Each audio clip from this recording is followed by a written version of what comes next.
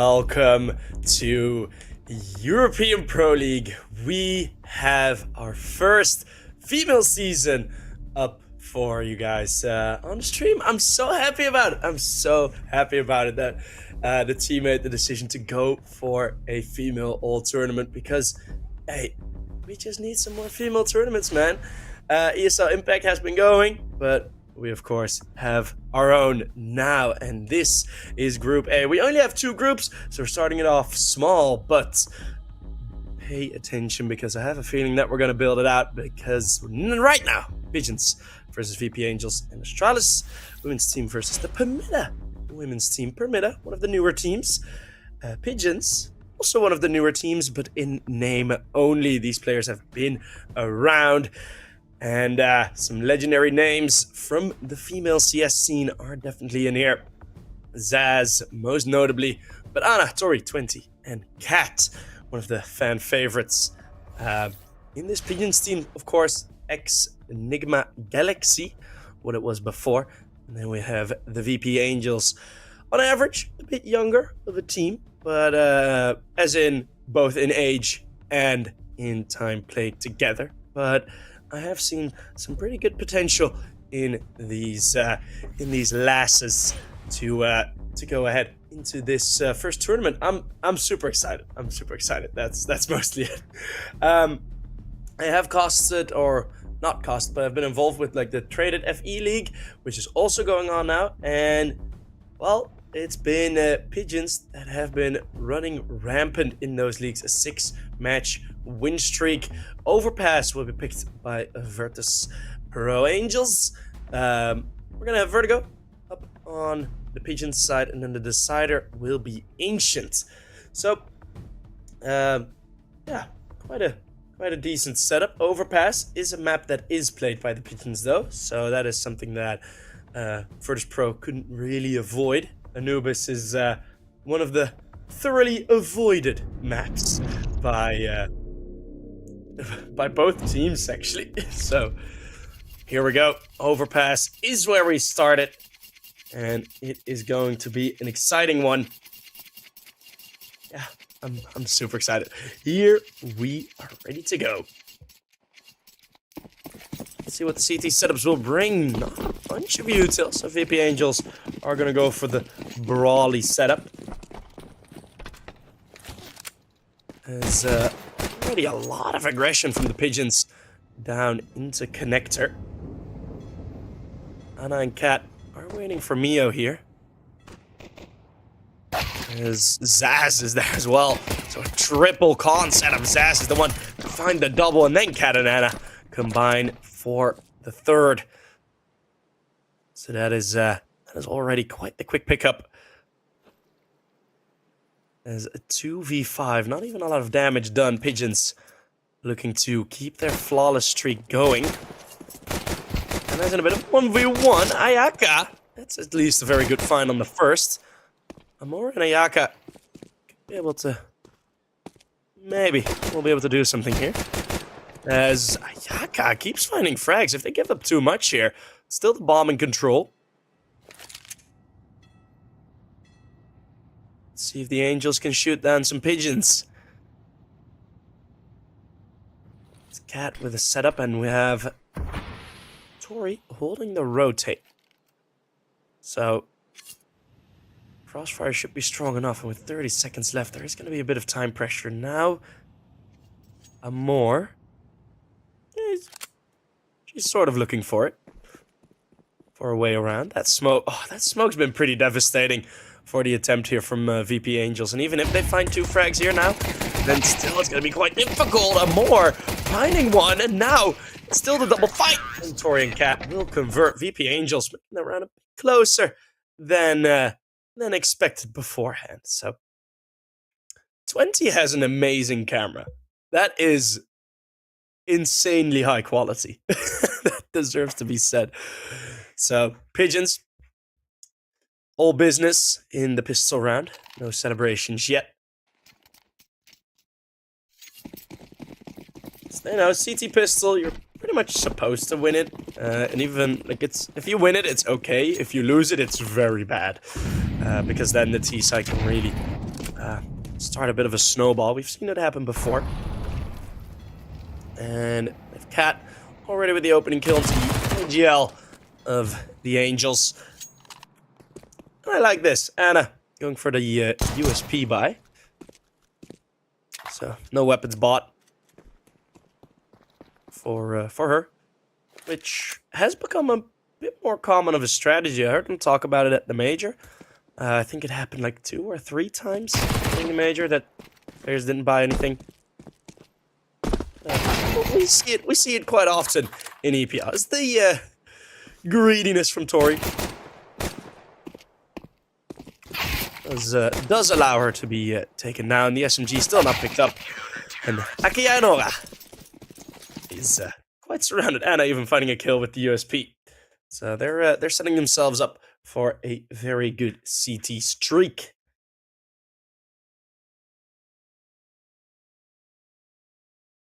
There's some smiles. I am quite curious. I haven't gotten any confirmation on who is the IGL for Pigeons, as it was Tori coming in for Vilde, who was the IGL previous. I don't know if Zaz, with all her experience, has taken up that role. Or maybe they just mix it around a bit. It's something that I'm still unsure of. Maybe we should be able to find it from Tori. Ooh, nearly losing all of her HP in the Molotov, but the opening pick is there again for Zaz and Khan. Same as in the pistol. Pigeons this time decide to sort of float away to the back lines. So VP.Angels, they're going to have a bit more space, a bit more room to work with. So it'll be an exciting play. The fact that they can set it up now. 2 smokes only. We'll see. We'll see. As Anna, actually a missed shot, so open opportunity. It's not that quite open. She has a smoke to cover, but ooh, those rotates are very fast. And Nora is hearing all of this. Still they're committing through the smoke. Anna, yet again missing a shot, and Tori walking out into a Molotov. 2 Molotovs enough to take her down, and Mio, that's it. Oh, that's Ayaka with the wide swing. What a headshot on the AWP. Mio finds Zaz, and now it's Cat and 23 in the 2 versus 3, and now already 2v2. Ooh, from behind. I don't know if they're paying attention to this. Oh no, but the M4 is empty. Cat now still has the pressure. Tap on the bomb. 20 with the kill. Now it's Mio on 5 HP. All by herself. And the time is starting to run low. The Molotov, she was low HP. She couldn't do anything about it. And it is Pigeons that will complete the 2 versus 3 clutch. And a bit of a cheeky smile coming off the face of Cat.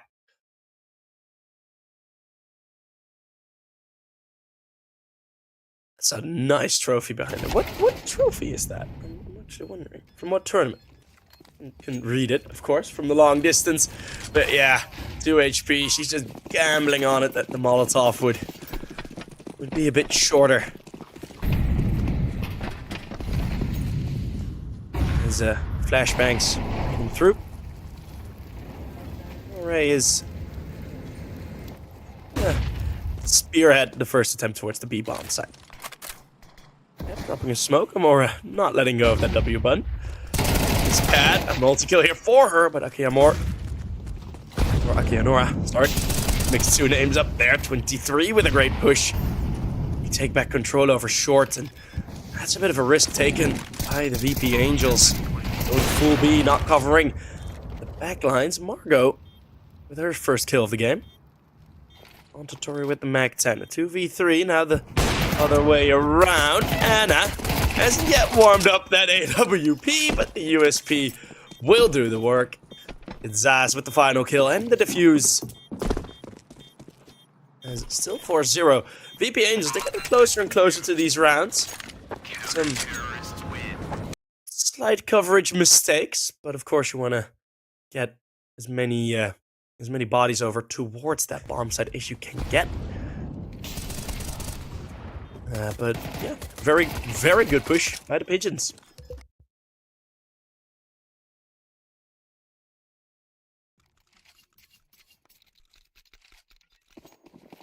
Oh, they're all wearing their jerseys. Hell yeah. They are actually very nice jerseys, the VP.Angel ones. I really hope they are, like, we get the ability to buy some of the women's jerseys in I Am Cologne upcoming tournament. It always has like the big ESL shop, so that opportunity arises. There's slow play, full AKs, Mio. Only the one bullet. Or will gladly take that information. Zaz, again with an early peek. Akianora trade, so the upfront position from the veteran. It's going to be caught on the rotate back. Slow round from VP.Angels, and boost from Tori. Gonna be good for one. She's been quite the security over towards that short position. You see, Achtung Bauchstelle, security cameras. Oh, and what has Cat done? Oh, the feline, sneaky through the monster. She gets Mio from behind, who never even expected it. Now, Cat picking up for one more. Is the triple kill all hers? No, Margot will find it. There's a porcelain AK in a fragile 1v3. It's going to be 4-0. 5-0. 4-0? 5-0? I cannot read. I think it's 5-0. As still, the VP.Angels don't look too surprised at the good start from the Pigeons.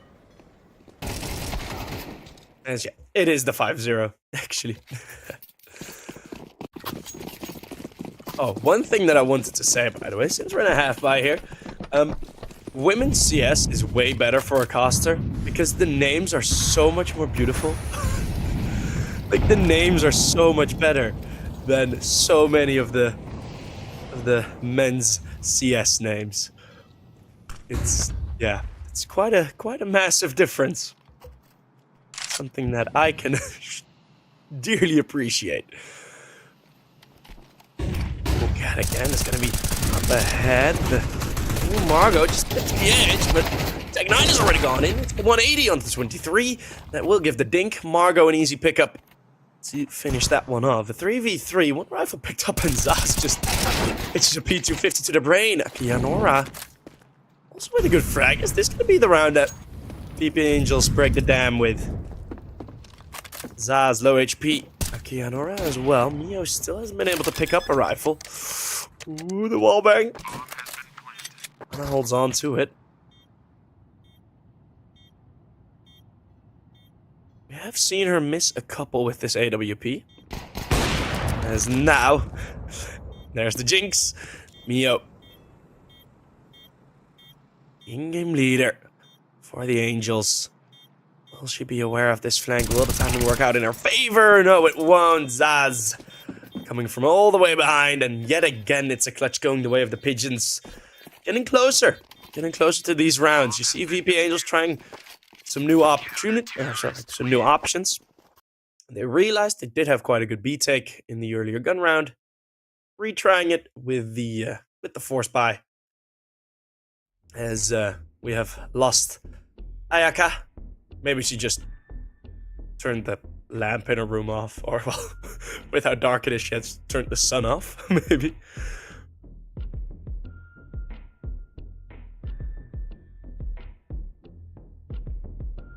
As their timeout is called, and I have a feeling it's mostly the coach and Ayaka talking. Don't see Mio's mouth moving not too much. Well, now she's calling.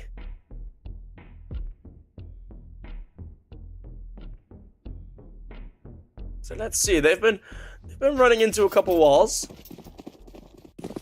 here. Walls set up by the Pigeons. Of course, the Pigeons roster, well, Vilde especially, or with Vilde still, now with Tori. Enigma Galaxy, of course, winning the Women's Team of the Year twice in a row. 2023 and 2022. And that was apparently enough cause to disband the organization, which is a bit of a bummer. Ayaka finding Zaz, who again goes for an aggressive push. Ooh, Akihanora. Molotov actually sneakily covering Tori's peak, so making it a bit more difficult than just a regular shot. Good clear by Tori. Ooh, and finally we see the AWP out. The run boost. First round with an op. First round run boosting across. That's nice. Oh, they're being so aggressive. So damn aggressive on all of these plays. And Tori is now going to be clearing a lot of B. So that smoke is down. They expect Tori to easily be able to clear it. Another run boost. Nope, this is a regular boost. Anna holding the sliver gap. Ooh. Spots one. Doesn't take the shot yet. Ups the Molotov, so the knowledge is called over. Anna silently saying, I know that you're there. Amor, the only one from a different angle, and the spray on the first connects. Cat, though, able to trade, but into the Molotov. Cat still there with more frags, low HP. A 1v2. The op misses the close range shot. It's Tori from behind that would have gotten the kill either way. Unconfirmed damage onto Cat, and she spends her time on the bomb site, defending it very, very well.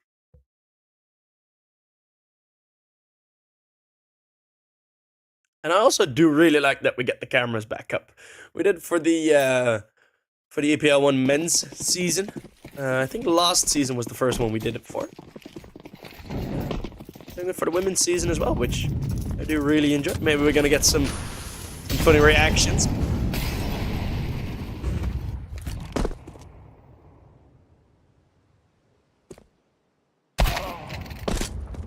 Yeah, long range with the Deeg.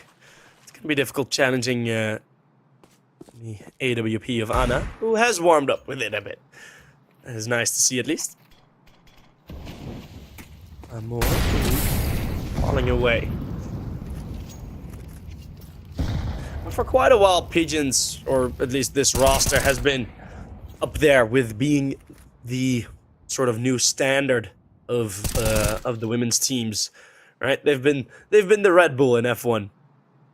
Of course, the mistakes, a couple losses, but they have been consistently so damn good that it is something that all teams would want to reach. And I think even if VP lose this one, still they're gonna have another opportunity. It's gonna be 2 opportunities needed, but they will have another opportunity to get into the playoff round, as in both stages we work with double elimination. Mio does find one, but it's 2 on the flank. It's just a bit too overwhelming. Pigeons, they push so damn much and so damn efficiently as well. Right, every other push has been from a different point, and it's been mostly Zaz that has been pushing these upper positions. Ayaka, good position with the AWP now. Did she get the flick in? No. Ooh, she was expecting Zaz to peek earlier. She has been very aggressive around the fountain. It's a slightly wrong decision. Akihanora finding Tori and trying to hold off Zaz with the nade, who tucks into the off angle. Ooh, it's 1 step sideways, and Zaz will have an angle. We're not checking behind. Zaz, I also don't think she has spotted anything just yet. So I'm gonna burst into B-bomb side. First break connect, and then it's Zaz and 23 that will chime in. Akihanora will need the ace. Tall order for the first round of VP.Angels, and it's Zaz very quick onto short. And Kat is enjoying herself in the server right now. They haven't lost a single round yet. Pigeons, if they keep playing at their absolute top level, they could do probably one of the funniest things possible, which would be completely 13-0 this entire tournament. I don't think that will happen. But VP.Angels, knowing that going for Overpass will give them the CT side advantage, as will be falling away. And the M4 will have some enjoyment. It's a chaotic USB. And, well, Pigeons were confident leaving it in. VP.Angels are gonna lose their perfect record on Overpass. 3 out of 3 have been victories, and some pretty dominant ones as well in the previous Impact League. Or the Impact League matches, I should say.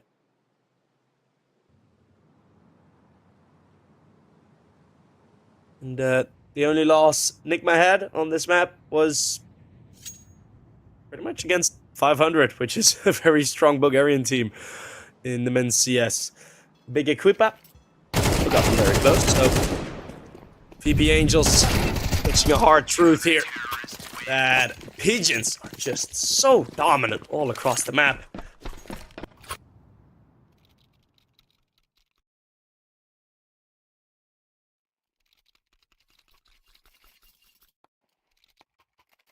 And they are looking to get a good start.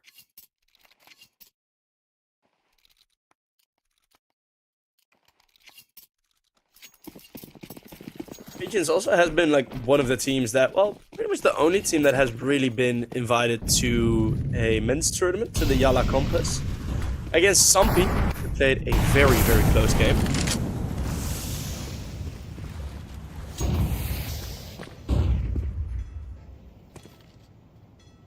And it's looking good.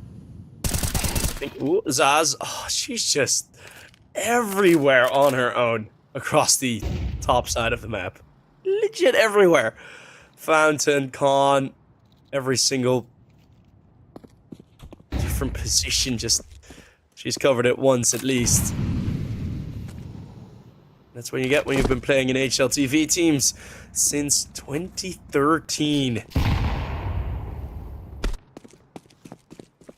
Bringing so much knowledge, keeping so much knowledge in the game. Of course, our longtime teammate, Giuliano, recently had a bit of a bout on this very map, as mentioned. 16-13 it was. So Zaz the one coming out on top. Tori again going for this push. Tori and Zaz have been very good at making a map. The biggest map, very, very small for the VP.Angels. And Anna is going to be another brick wall. Now the AWP is looking fresher than it was, as now Ayaka completely surrounded. Tori right behind her as she just trots through the smoke. Spot 3 bodies lying down. Amore. Good shot on the first, but too many targets. 11-0 on the first map. And Zaz is just gonna leave. No. No, she just probably thinks she went to get something to drink. Because, oh boy, she's making the server dry by taking everyone out. A desert in her wake, you could say.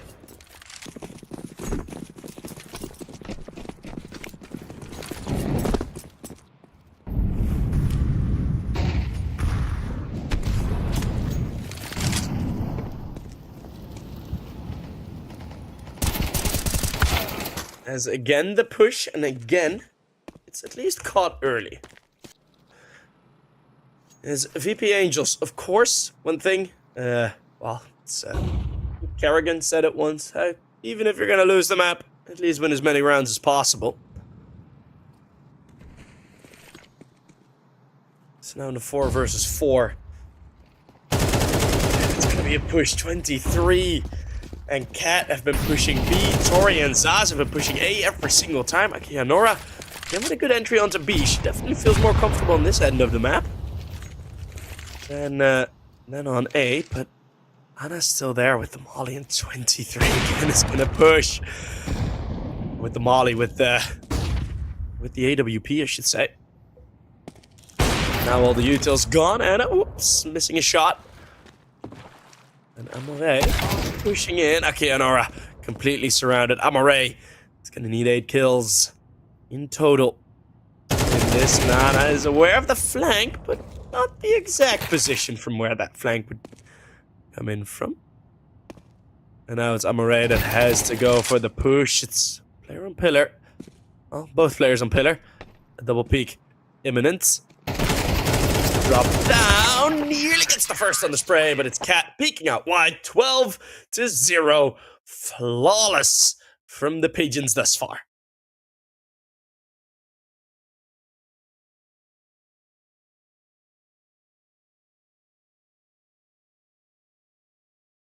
Wait, our Cat and... Cat is sitting next to someone. She just gives a fist bump. Is that the coach? Is that the coach she's sitting next to? Or just a friend? Oh, maybe. I thought they were like on in the same building, but that was some of the players. Didn't really see that.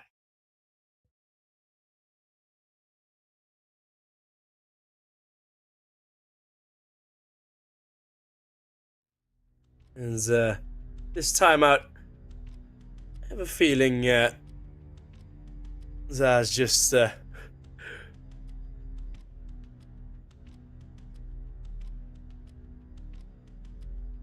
went for a toilet break or a drink or whatever. Now we're slowly seeing the smiles on Tori and on Cat mostly.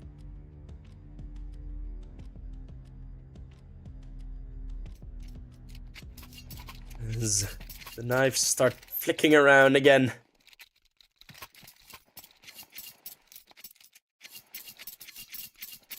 Oh no, wait, it was not Tori that actually... No, who was it that killed?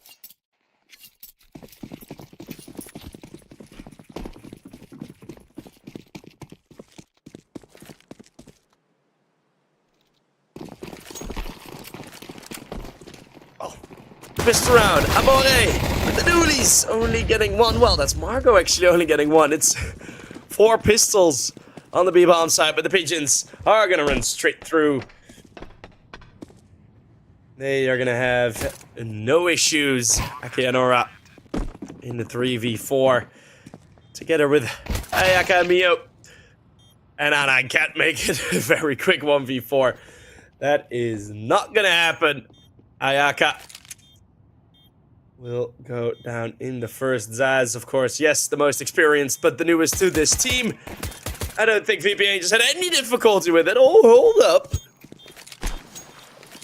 VP.Angels, oh, time is starting to run out. It's only 13 seconds. Still a good attempt. And some slight smiles for the Pigeons as they take map number 1. The first map played in the EPL Female League is gonna be a very, very dominant 13-0.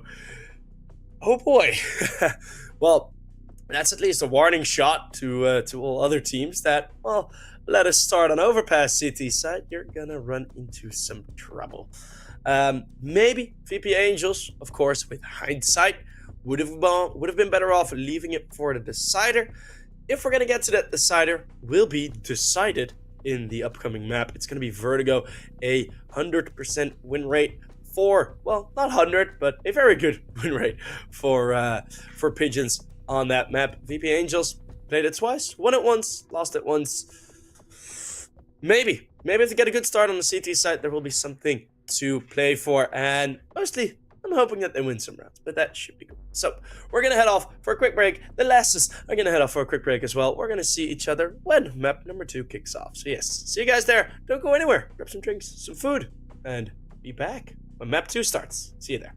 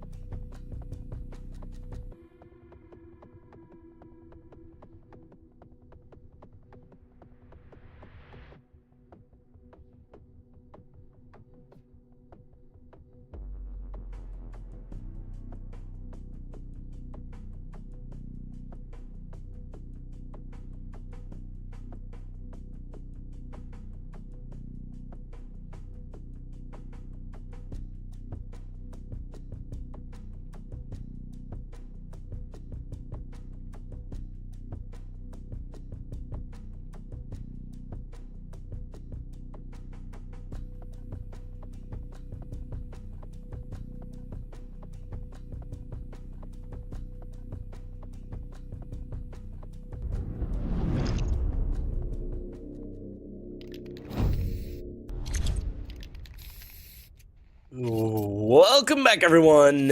We return after the swift 13-0 that we had. It is going to be Vertigo now. We're going to kick it off on. It's the VP.Angels starting on the CT side, and the same as Pigeons did on the previous round, played their T-side pistol. We're going to make a lot of pace into it. The USP's firing off through the smoke, and it's Margot full blinded on short. Can't really do much with those dualies. There is another pair of dualies, and yet again, no defuse kit. Even if they got the kills, they only have 20 seconds to get on this bomb. Akianora also getting pinged through those smokes. No, that's a very crisp shot over towards the elevator. Now Zaz with those picked up dualies, and it's gonna be a mowdown again. And Amore getting a bit scared by that position. A little bit of shock on her face when she went down.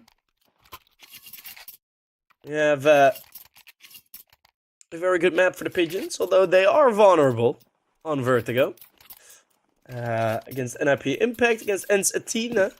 They managed to get some revenge recently in the traded FE League.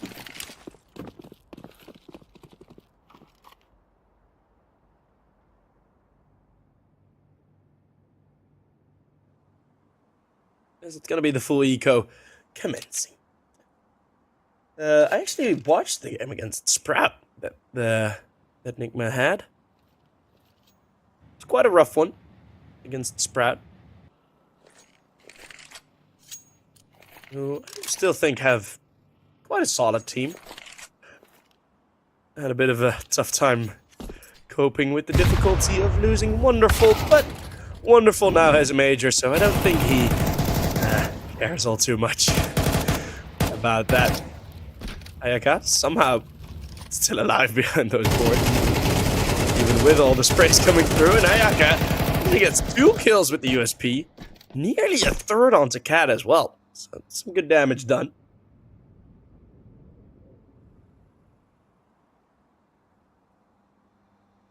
Now we have Margot.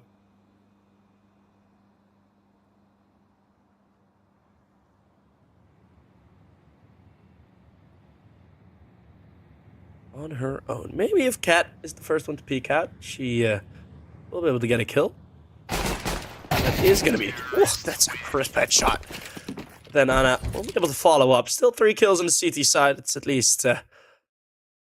oh, it's more kills than they got on the pistol.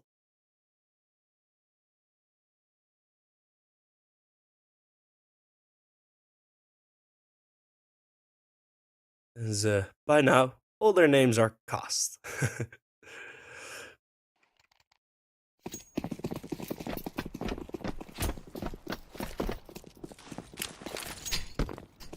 Of course, we know their names. We know their names. We're not too bothered. Let's see. I don't have a feeling it's going to be in a ramp simulator, as already through middle, or towards middle, there's a bit of presence. Nate going open the smoke. Already seeing a lot more better setups on the CT side than on their previous half that they had on Overpass for the VP.Angels. Pigeons sort of trying to poke a bit, seeing where they from where they could attack. No aggression yet, and it is looking like an A-ramp finish. The re-aggress be happening from Margot and Akianora.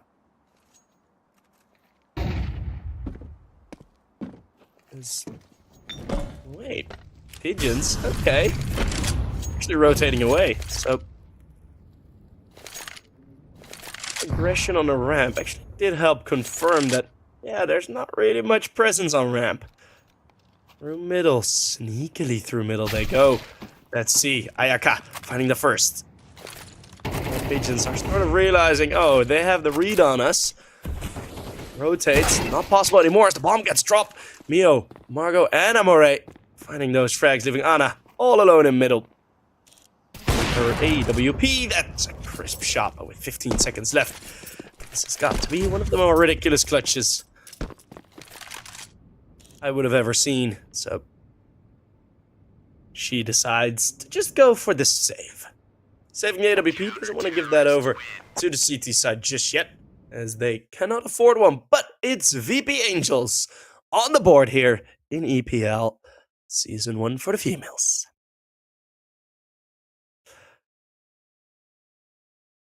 A slight smile. See it coming through, them winning their first round.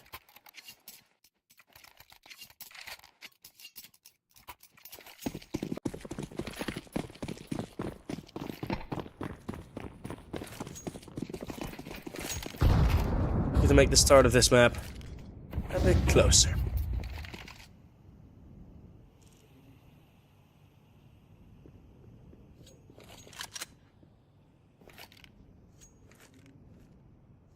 VP.Angels, they know, of course, as much as we do, that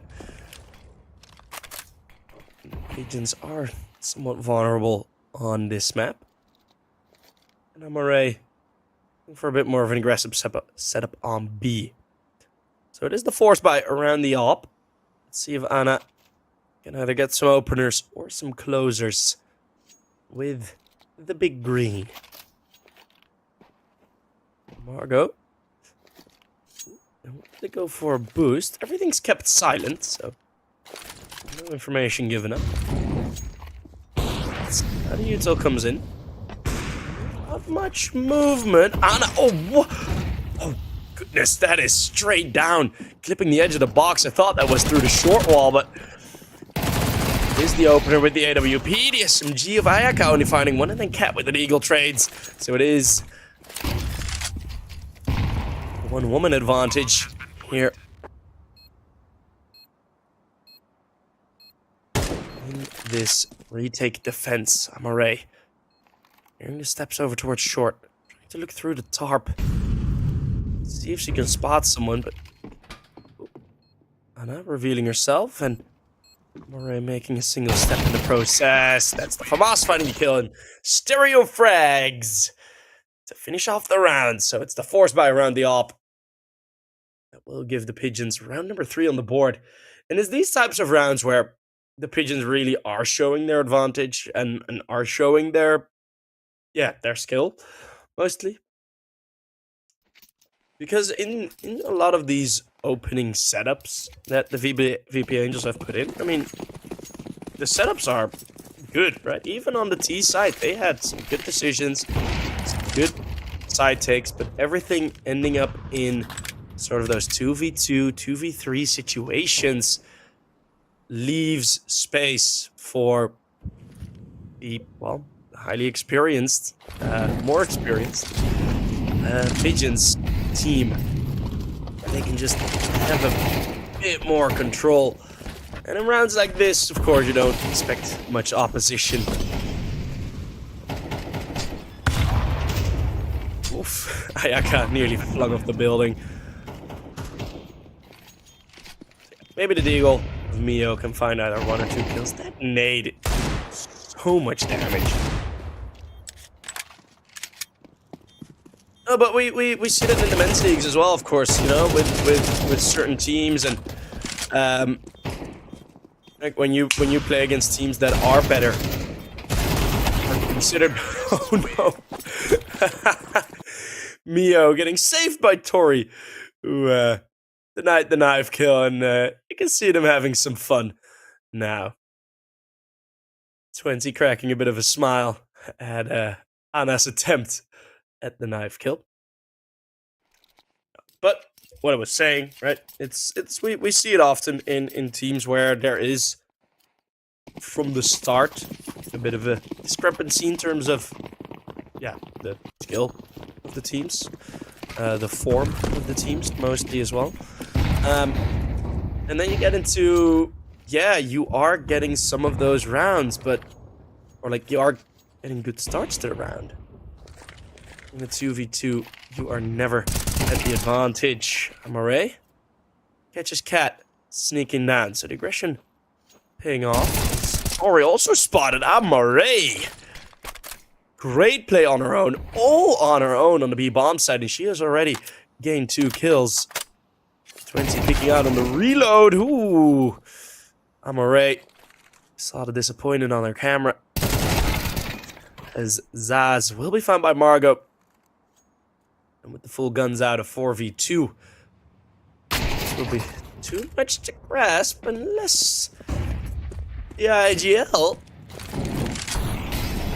the VP.Angels, makes a bit of a mistake. Or VP.Angels, as I horribly mistyped it on Twitter. A 2v3 it is now. So there's actually an opportunity. 23 is at the edge of this smoke and he's already found first. Gonna go into the smoke, refreshing it. Okay, Nora looking for a spray through. You still have Anna in the back line. She hasn't even died yet once. And it is going to be Akianora versus Anna. A 1 versus 1. A smoke ready for the bomb, but it's a 10-second defuse. What a peek out wide from Akianora. It's the VP.Angels winning their second. As the bomb will be defused with plenty of time to spare. And an AWP on the CT side. Let's see how that will work out for the VP.Angels. And yeah, this round pretty much all on Amore Nakianora. In, well, what is effectively a 1v2, getting her first 2 kills of this map.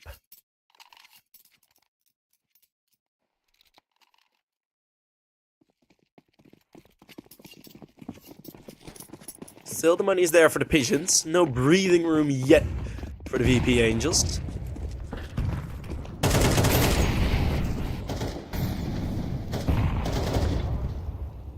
As the early util thrown down, that is Margot finding a... Okay, that's that's an interesting play by 23.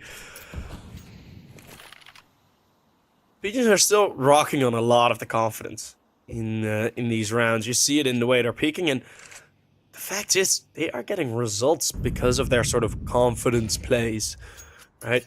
You see 23 just going all the way up towards the E-box and then getting herself a triple kill in the 2v4. I mean, yes, those plays you don't typically make. By the book, they're not the best plays.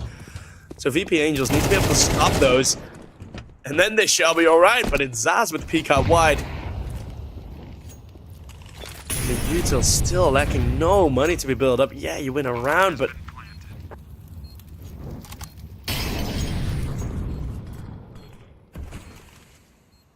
all by yourself, and the Angels taking a book out of the main team, of the main men's team. It is game time for the ladies. Which I do think they should do more often. This is something that they're now forced into. Pigeons, right at the verge of financial hardship. They managed to bring another round back quite convincingly, and they're going to go for the hunt as well. I don't think the AK will be able to be in the pick-upable zone. Amore. Oof. She really has been warming up, and it's going to be an early timeout this time. Earlier than the previous one, which is a good decision.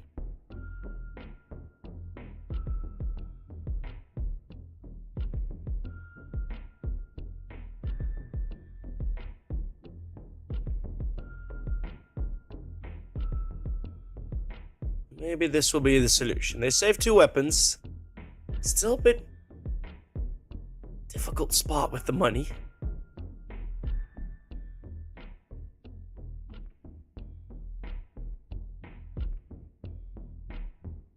One thing that I'm also hoping is that with Traded has now brought out a female league. We now have one, which I'm still very happy about. That will sort of, and I think, I don't know, maybe with so many of the new tournaments coming in 2025, 2026, there is more room available for these possible women tournaments. And also one thing that I don't know why it isn't being done yet. It's a double timeout, actually. Okay. No, one thing that I'm really curious about why it doesn't happen is sort of linking tournaments together for ESL, for example. So, like for in the future, if they have a tournament at somewhat of a smaller venue, I mean, all the PCs are already there, right? So that is something that you just need to extend it a bit, but like it's not that you have to book something new entirely.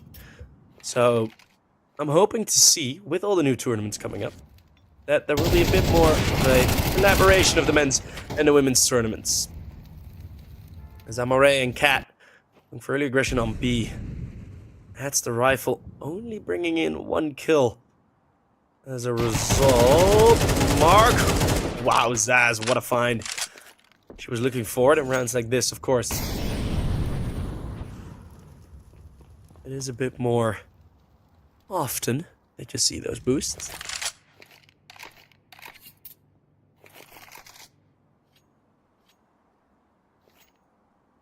Maybe. A hero play really needed.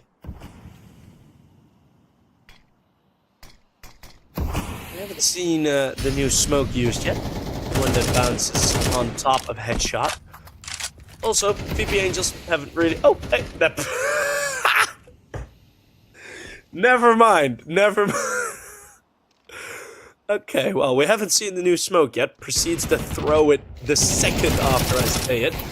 As the Famasa Mio, even without the armor, somehow she gets away for enough time for Akiano to get the trade. 2 versus 2. Something to be said here.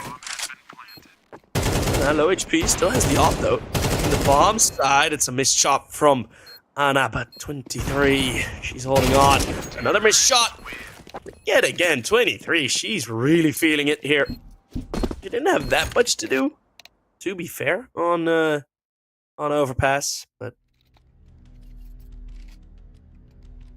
now she can run freely. 11 kills on the board already. She's leading the server.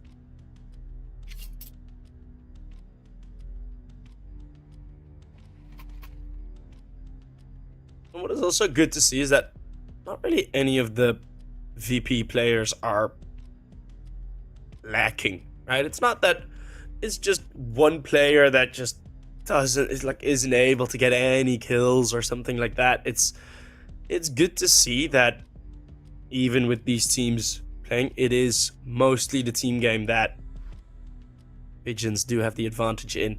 Of course, their aim has looked a bit sharper. As Amore takes a piece of gum. She's read the articles as well. I don't know who it was. I think it was JL, and pretty sure it was JL and LXCP that went to someone of their crew and they were like, "Yo, you need to go to the grocery store now. We need gum before we play." And they had a guy like sprint over to the place where he could buy gum. Just because it increases the focus a bit.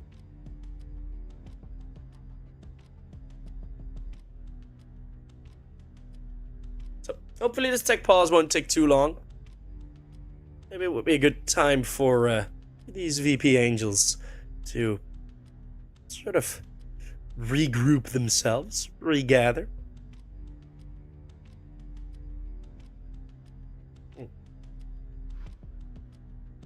But yeah, what I meant with those sort of overlapping tournaments is, for example, for a thing like ESL Pro League, right? If you're near the end of the tournament, right? You still have all the PCs there. You still have a lot of the playing rooms available. It is a smaller venue. Everyone that is there is already very big CS fans. I mean, might as well, right? Might as well have like an overlapping tournament in there. Make them, I mean, yeah, could be a difficult situation with the playing times, but hey, at least you get a chance to really play with the big stage, make some more contacts within the scene. You can have some bigger tourneys. Hey, but that's just the opinion of one caster. Huh? What's that worth? Well, not much. Hopefully a lot soon, but wondering what the timeout is about. I have a feeling, well, okay. Well, that is, that's gonna be very quick. What was the first map that you can see at the top left of your screen? It was Overpass. It was a 13-0. You see it on the overlay. Oh, you have great eyes, my friend. Great eyes. Many people do not see it, so.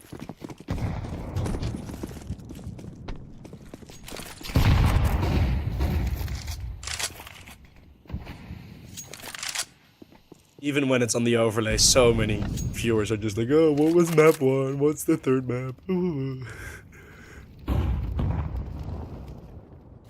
23, again going for some openers as Zaz flashed through. I don't know if Margot actually heard that sound cue. Tori sort of forced to jump upwards. Molotov into sandbags, giving her a bit more confidence to do so. Lining up all the util. Anna with the op. Long range openers. Searched for Margot. Ooh, steps out too wide. Into the angle. Hunt for information. Becomes a deadly one. Tori. Oh, what a shot to Ayaka. Straight through the smoke. She just caught a glimpse of her before it bloomed. And now going straight through the molly. Tori, what are you doing? Trade in, wanting to get these kills done. It's Amore with a spray through. The bomb site has been very secure, and Mio not expecting another push. Maybe a false expectancy as Amore. Another frag. I mean, she's really been able to hold on very well towards the B bomb site, and I have a feeling the Pigeons know that as well because they haven't gone B much and they've been winning rounds. For feeling Zaz and Tori are laughing a bit about the fact that Tori just ran straight through the defense like a piercing arrow would go through armor.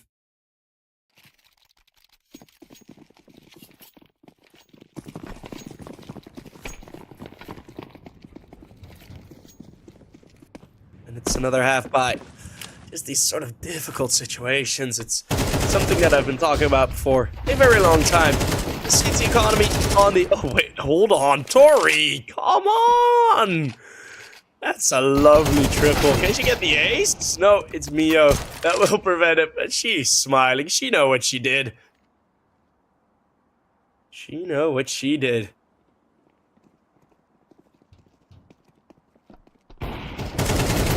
Mio's gonna try and hold on, but not a lot of energy coming through from her.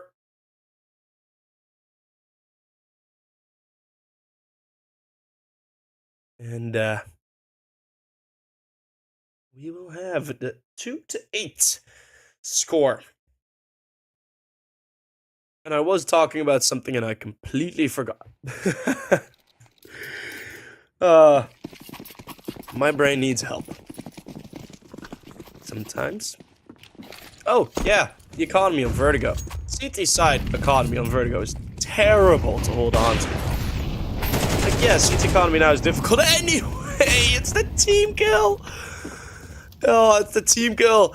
As Tori just sprints up again, the confidence really is there now for her. Victoria going for the victory. Mio and Amore. The good B defense. We'll only see the walls with the B bomb site with success. Every time they move elsewhere. It's never a really good result from them. Mio unable to save, and it's in those half by rounds, they're playing a bit slower. It's just they're unable to stop the aggression. Not enough depth in the A side setups to sort of prevent Tori to go for those. No nade stacks, no util to prevent, and now we really see the smiles of the Pigeons.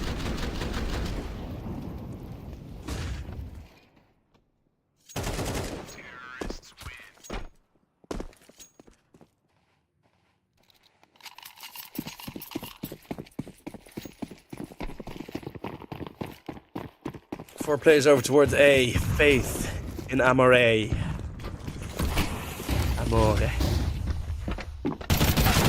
And again through. Yes, Ayaka. Tori, you're not gonna get away with that 3 times in a row. That's, yeah, okay, that's overzealous. And I'm very glad that the VP.Angels have been able to punish her for going for that 3 times in a row. If she had gone away with that again, that would have been devastating. So I understand that she goes for it, you know. Could really break some hearts with that.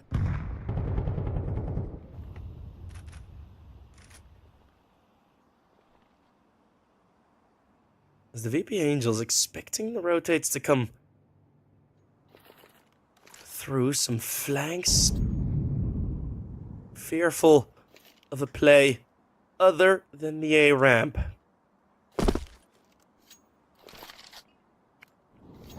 Those sound cues do reveal it a bit. Ayaka forced it to Zaz, and that's a good shot. To the Molotov first forward. First forward. Also, but unable to go for trade as Zaz was there decently isolated.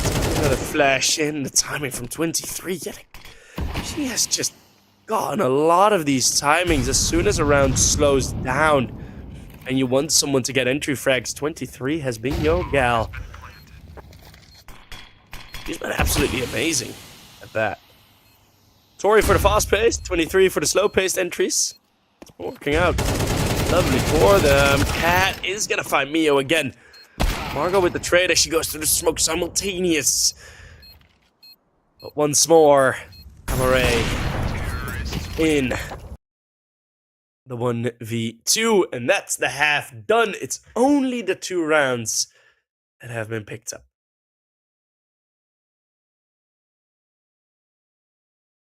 A 10-2 scoreline. Anna finishing off the final 2.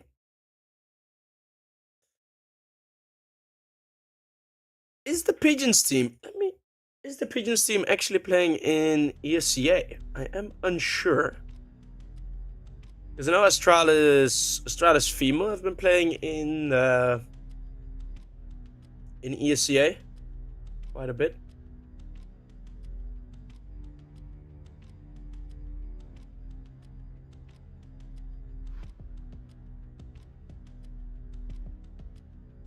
In the Open League, where they're doing, they did pretty damn well. Apparently, Kat has just heard something really, really funny. I wish we could hear these comms. I really wish. The Pigeons are having a bit of a better time than the Angels.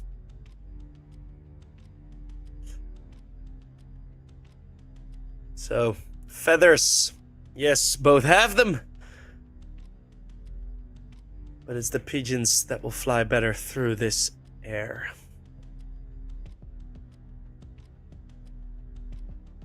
Bit of a longer timeout again.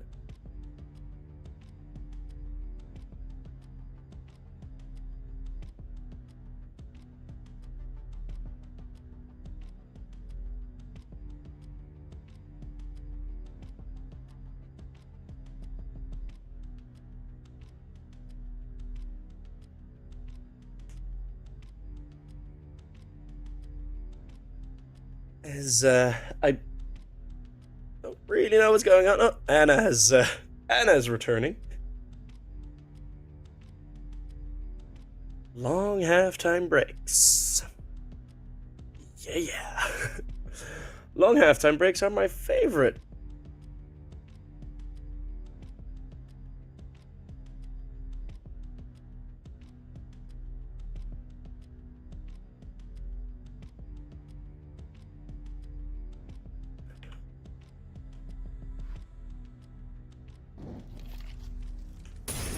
Let's get some replays of the previous round.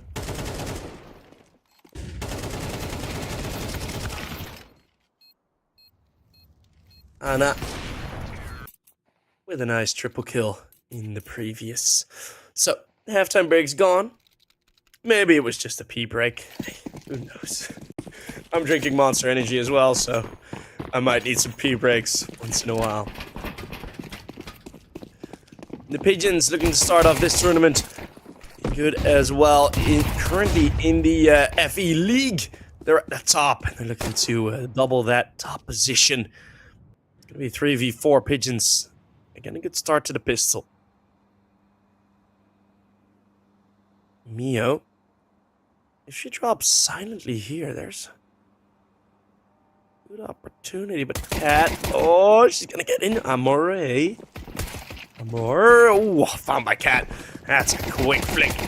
Well, let's call it cat-like reflect reactions as Margot has a trouble with the Glock. The knife pulled out and frustration on her face. You see the Pigeons starting to have some fun. And Margot, angered by the attempted disrespect. At least she prevents the knife. My tongue got a bit in a twister there, halfway into the round.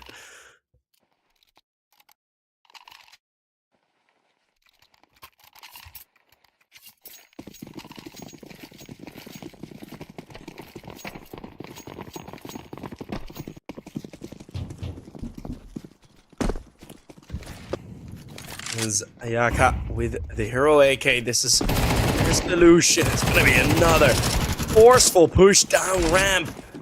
It's Pigeons at the end of these games just running their way through, and it is overwhelming. The Deagles unable to stop them. They're able to fight back, but hold off is not the option. Oh no, Anna, don't. Akeanora, actually a 1 versus 1.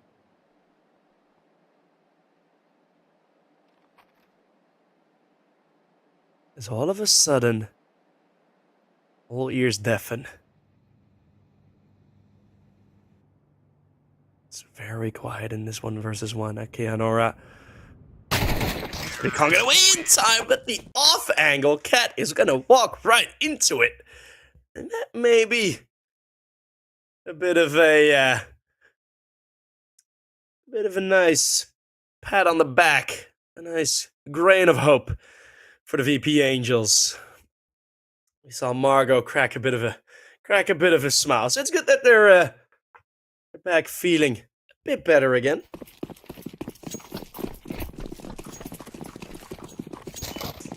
Oops. Hey, who knows? Maybe they are able to keep the economy honest from the Pigeons, and then all of a sudden, we're gonna have a game on our hands.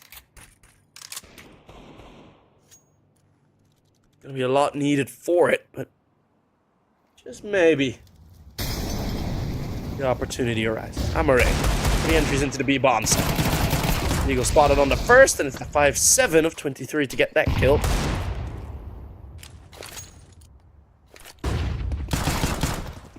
Cat and 23 in the same position. That is a deadly duo. There's Anna to be falling away. Akeanora on the flank. The advantage of the weapons a bit diminished by the flashbang. Let's see if Akeanora can hold this flank. It's a kill or two here. And yeah, there's an opportunity, but 23. The Molotov will take her down. Still, she gets that kill. Akeanora, after that molly throw, adamant to go for the repeak. And it's this double setup on ramp that will block Margot from trying anything.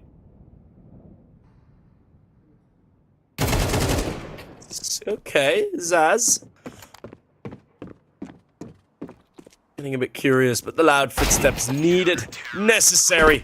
Tori waits patiently to line up that shot, and it's 12. It's match point here in the first game of the EPL female season, which still doesn't have its own graph thingy on Liquipedia. That is something that we should make a priority of. Hey.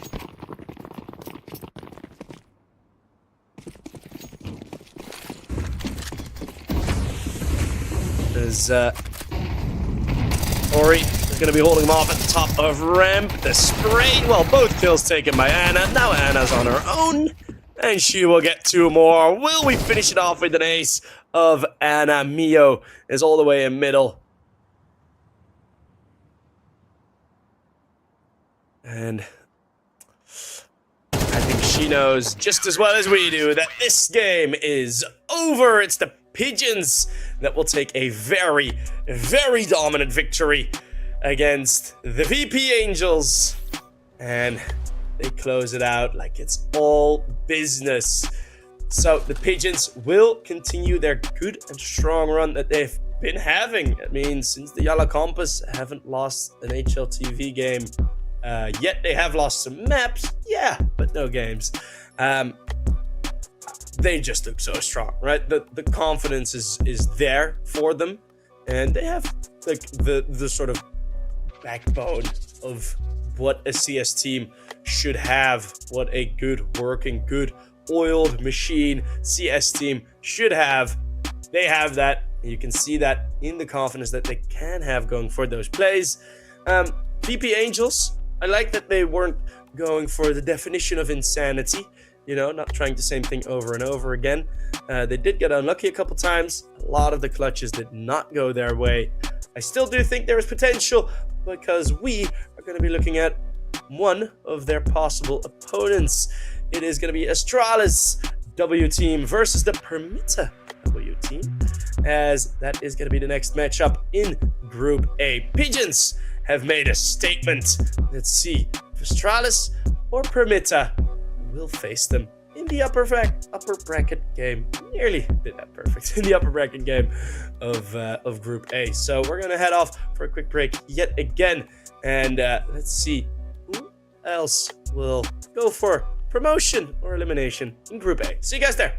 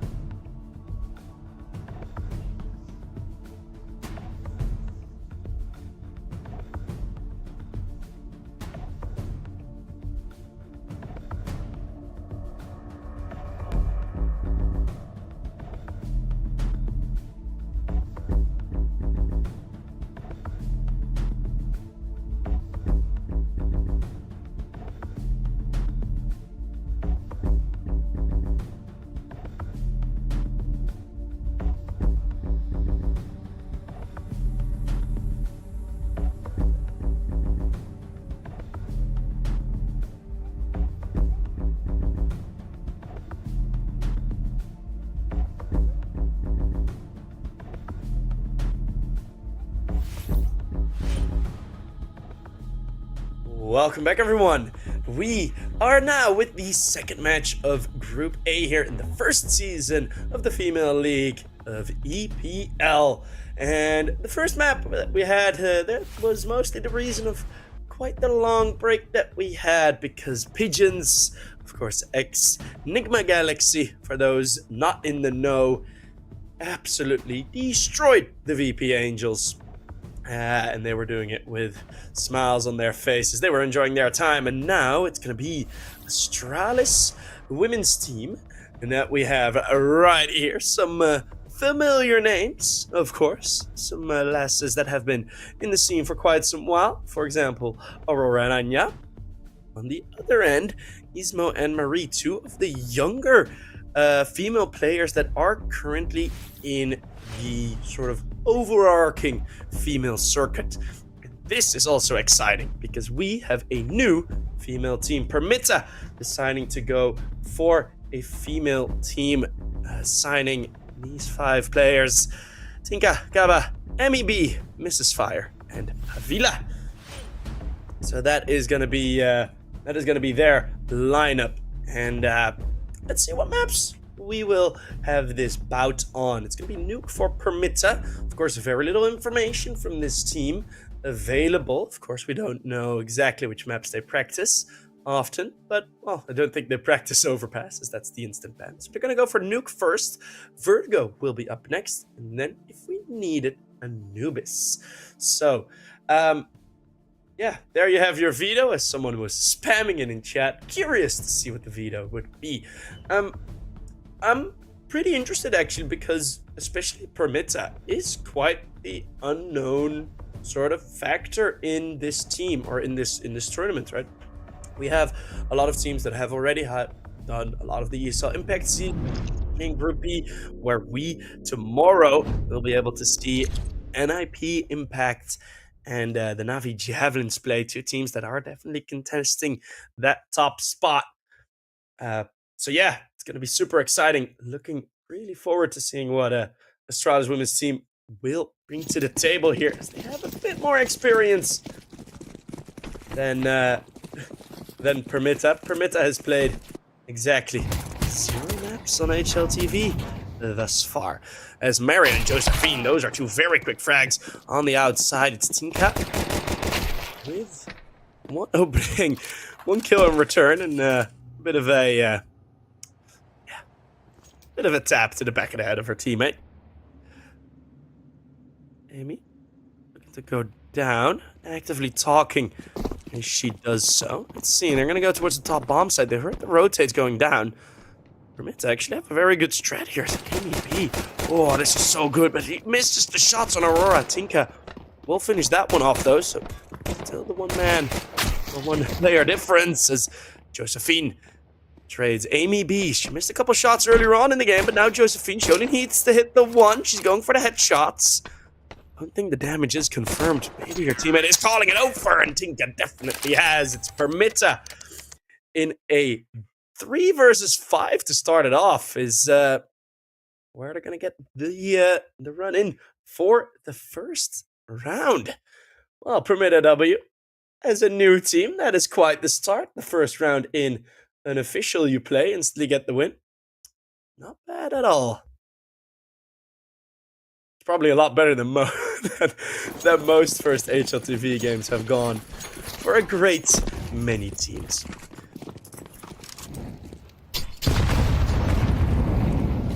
His full nade stack.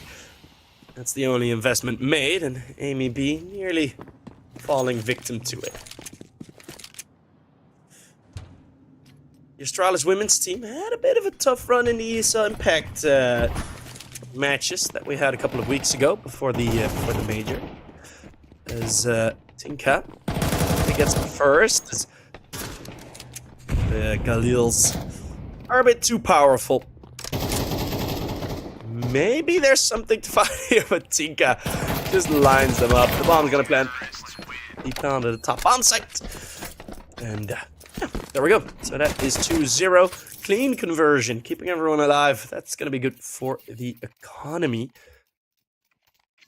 This Permitta women's team Actually, yeah, well, if they are able to continue that this streak, that would be some entrance into the women's scene for the Polish team, as Permitta is also in the chat. That is what we like to see. Hell yeah. Welcome, Permitta.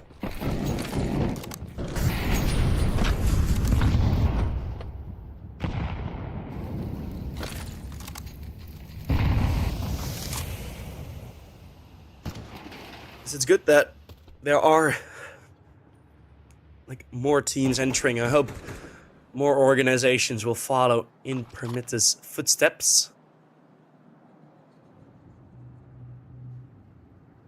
As Aurora is going to be holding on. She's going to keep moving forward. Only catches the one dink. Gives the call instantly that Amy B is leading her team down towards the B bomb site. Rotates. Ooh, they're not that fast. And sound cues have already been made. Tinka with one more kill. And then Ismo. Ooh, caught in the middle. Didn't really have the time to make a decision after that push. And Permitta. Still, their speed is looking great. They got the 3-0 on the board. Economy on the CT side. Rough enough that his save is imminent. Imminent. Just start beatboxing. Just oh, I won't. But,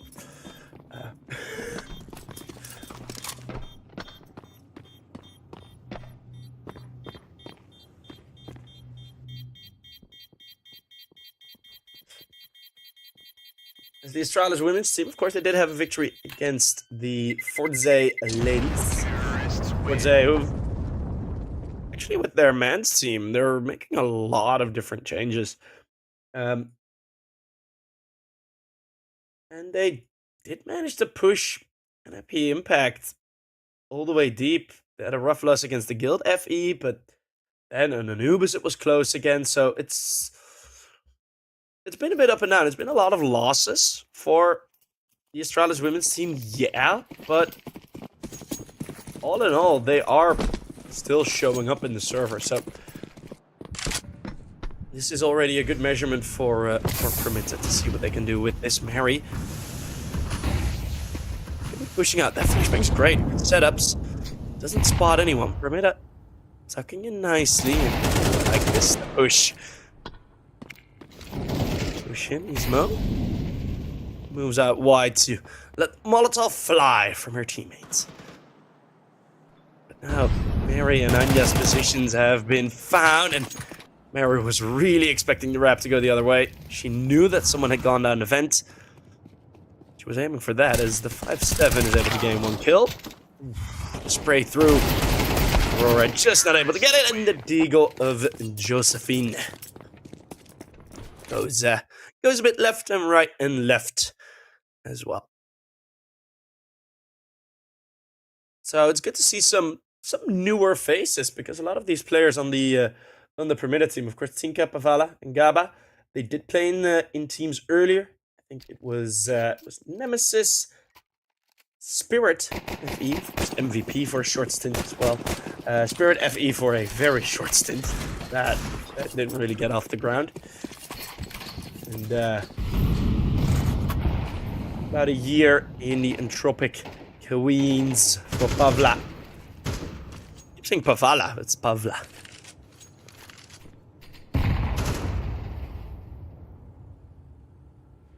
And for the other two, Mrs. Fire and Amy B. Also in Nemesis, but for Mrs. Fire, this is her first team, and she's already got a good start. Oh, Ismo, the double spray as she runs through the smoke. Mrs. Fire does find one more kill in return. Ismo with a triple. Ooh, nearly the fourth. And we were just talking about her, Mrs. Fire. 10 HP and a clutch. Aurora on the off. And that's an easy kill. Aurora giving the call. And with some lip reading, I could get a let's go coming out of her mouth. So that is Astralis women's team on the board. And I like that it is because of the aggression that they put down, going straight through the smoke. Ismo getting her first 3 kills of the game, and instantly it's a round deciding triple kill. Mrs. Fire is one of the only players that, with the player cams that we have now, is actually showing her own screen. Which, nice.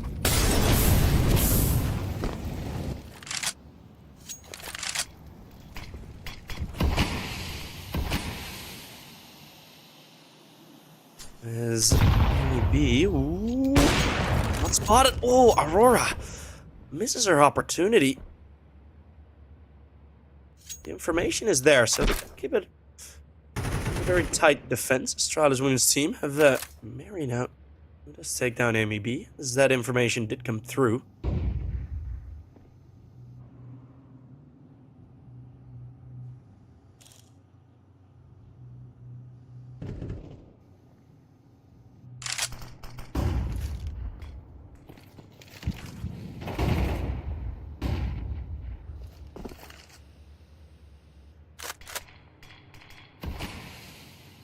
Is Aurora, okay, it's very quiet in the servers. Now some frags are starting to happen. It's a slow walk from Permitta, who really haven't had any spikes in this attack. No sharpness. As Josephine goes for some more. Moving forward, Gaba. One kill through the smoke and gets into the smoke. Aurora and Pavla were fighting with the AWPs at the vent. Gonna be Gaba all alone, surrounded by all ends. And Ismo will find her. So yet again, Astralis women's have that was a very, very good CT side round. All the responses, all the returns, all the moves, all checking out very, very nicely. So that was good to see. Because that is something, right? In terms of the aim, right? There's always something to be said, right? It's in terms of base aim, yes, there may be a bit of a discrepancy, but one thing that I do love to see is that with these teams, right, especially get it into its own category, you have some amazing aimers in this league, or in the women's league. But I want to see these rounds being set up nicely, right? I want to see setups be correct, everything to just sort of work out from the team CS perspective, because if that is solid, you always have a foundation to build upon, and that is a lot nicer for younger players to come in to the scene, because then you do have a team, right? So if you join a team, there is already something set up. It's not that a lot gets expected of you in terms of just figure out what you do.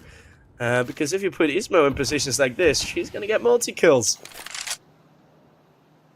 Pushing up through the ramp again. Permitta haven't been covering it much. It's now a slow walk through outside. Mary is gonna jump up and nearly the double spray.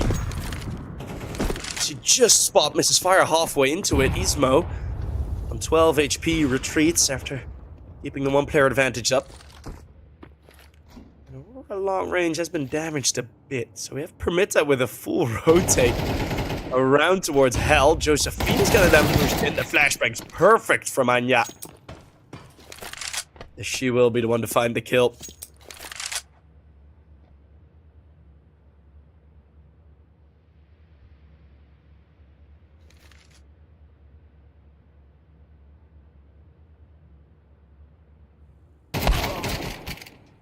Ooh, that's the first. Two more players are low HP. The crossfires might be a bit too much to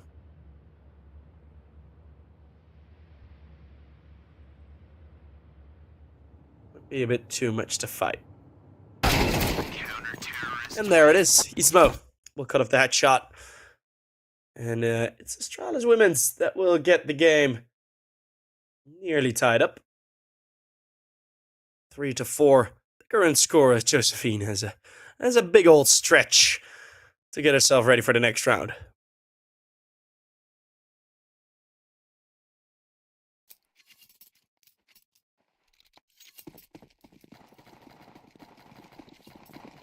And the money's gone for Permitta. So it's just a half by 2 mech 10s.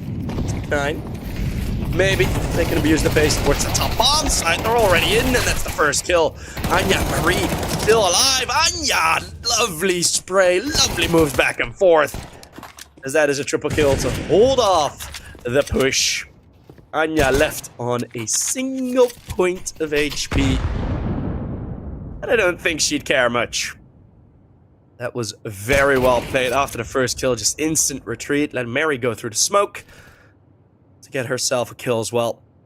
And the Astralis responses on this CT side have been very, very good. To see Mary finding Gaba. And it is indeed 4-4.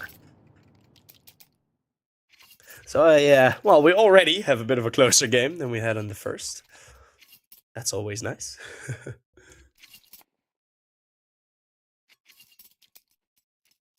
And we have a whole lot more viewers streaming in as well. Which is also very exciting. Other upcoming. I think we just caught a wave of, oh well, Sky Esports is playing. Bedboom. Forces. Aurora. Aggression outside with the AWP. Personally, I'm fond of that position as well. She makes it work. A very strong position if you have her movements correct. And the smokes and the flashbangs will allow her to retreat. Oh, the break of the smoke. Gets another shot. And Aurora clean with it as she gets her double kill. Still the outside avenue is a bit open. Amy B trading Ismo's steps. Heard, but not acted upon. Think I will clear it. She did hear Ismo running away, but she don't know how far she went. It's now up the ladder. Oh, Tinka actually catches a great timing here. But do you dare go up that ladder? Because if you do get spotted, it's pretty much certain death. On outside, Aurora also. Jeez, the timings in this round have been ridiculous. He's now on the outside. Tinka finds the first. Knowing that someone might be in heaven. From the top down, it's Ismo with the spray. And Gabriella unable to get another kill.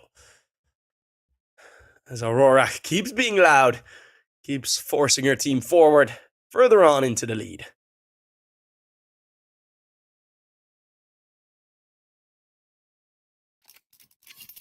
Permitta, after the first four, they have hit a bit of a wall. That's not what the W stands for in their name. Although that would be a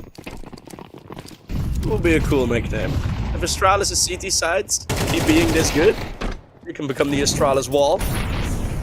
Ismo catching a dink. Finally, she's been put under some pressure. She's had a bit of a free reign, of a free time over towards ramp, so that is going to be their next solution. Aurora catching the first, not the second. Well, there it is. And now close range, dropping right into him, or into her, sorry. As Aurora. That it's a great quad kill. That mess up was bound to happen sometimes, okay? That mess up was bound to happen sometimes. I apologize. I've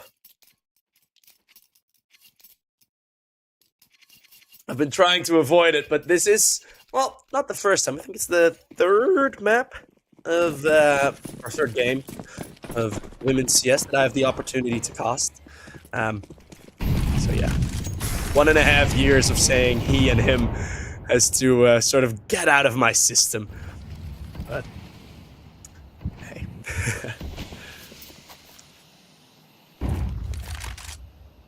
So yeah, once more, an apology for that one. I'll take the responsibility on that as Amy B. Let's take the headshot onto Mary as Ismo. This time, she holds on a bit nicer. Aurora rotating in for another peek, as that AWP has been very flexible all across the map. It is a position that is sort of expected of any good CT op player. Although you have some players that do rotate more or less than most. She's more of the fidget spinner kind with how much she's been rotating with that op. Bottom bomb site, though, is unguarded. Has the bomb. Still all alone. Push from Ismo.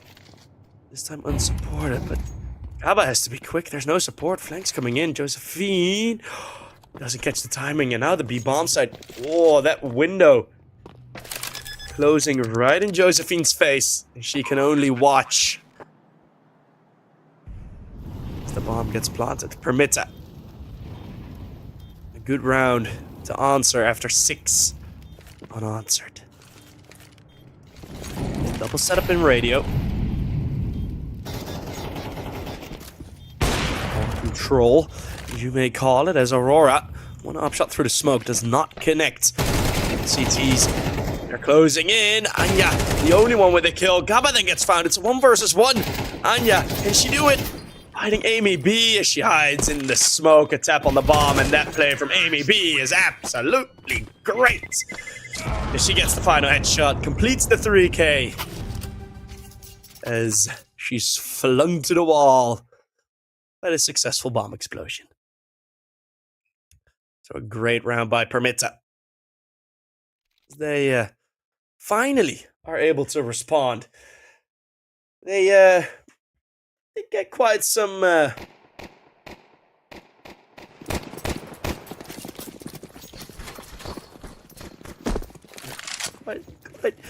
quite a spanking from the Astralis W team. Mary, the outside on the red box again. Anya's a bit, Amy B, a bit deeper than she expected. Amy, ooh, they crush each other in the smoke. Aurora, she has a feeling that it happened. 4x3. Oh, she didn't spot Amy B that misses the op shots. She's stuck in the corner. Ooh, biting her own lips. She knew she messed up as Pavla. It's the response. It's gonna be the equal half as Ismo falls. 6-6. Permitta regather themselves as they fight back into the round. And into the half.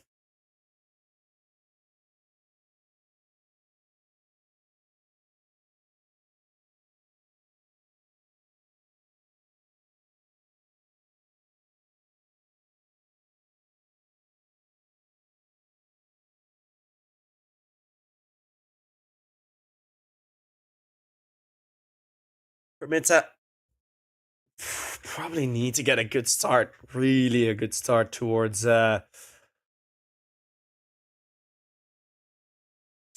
upcoming half.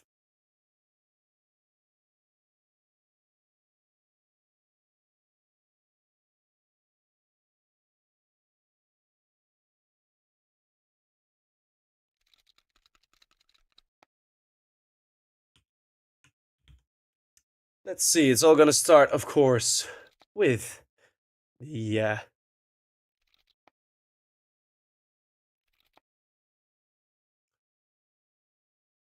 pistol round. The dual dualies, of course, they make a return. Even here, there is 0 util for Astralis. Okay, as brawly as you can get it. A single flashbang for Permitta. The Astralis team, they're just running straight in. No coverage on the outside. Permitta afraid of the pushes towards inside, towards A, towards ramp, but one avenue open is a highway for the Astralis lasses. As now the first kills have been made, but it is the 1-woman advantage for Permitta. Tanya standing on the pillar, frantic with the Glock bullets. He forces to reload as Gaba is gonna move around the pillar. It's gonna be one more kill. Ismo now in a 1 versus 2. Pavla is low HP. Still she hits a shot, and the fuse will be on time. It's Pavla with a lovely triple kill. Having Permitta also win the pistol. So they have won both pistols now, which does go a long way to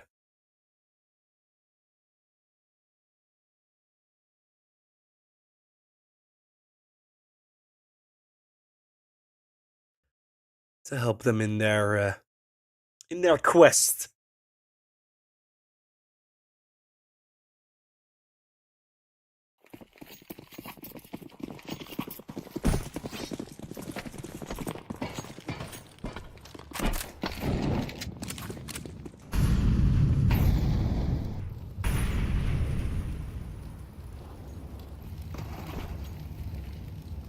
As the Astralis team, of course, have gone for the force buy off to the bomb plant. And Aurora actually gets the opening pick onto Amy B.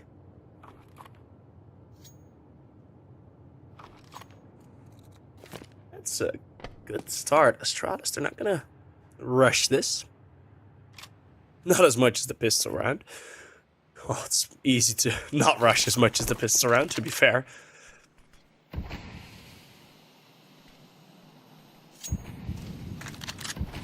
Smokes will slowly be thrown in. This Permitta already have gone for some coverage down below, and that smoke is hurt. Pavla with the one rifle gets found by Josephine. Misses fire, lines them up for two. Ismo and Mary are coming out of hut together. As that will make the bomb site fall. Tinka now all alone. 12 and 10, her current scoreline. Doing pretty damn well for herself thus far in the server. Shoots the nade back, or tries at least. Bring up the Galil. Maybe there's something for her here.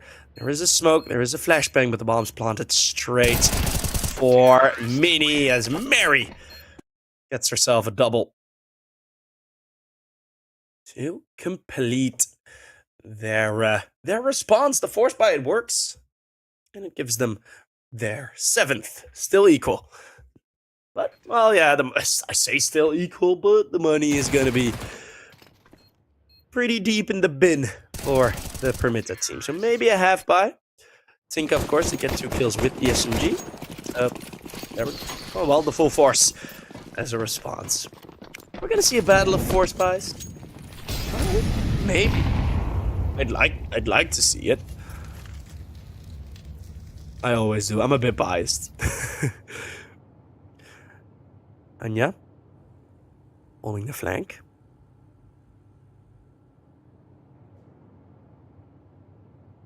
Oh, flank. It's straight through the middle. It's not really a flank. It's more of the push straight in. Mrs. Fire is very patient.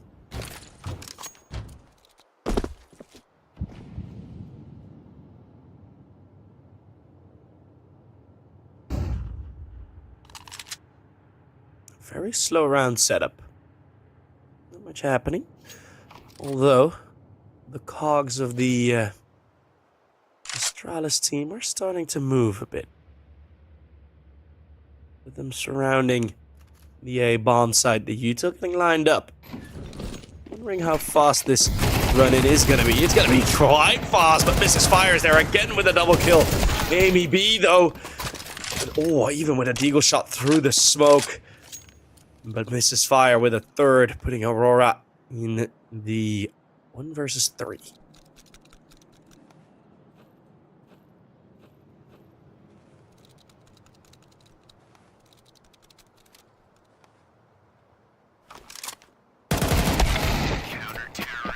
Pavla will find Aurora in the final kill. The rap towards heaven.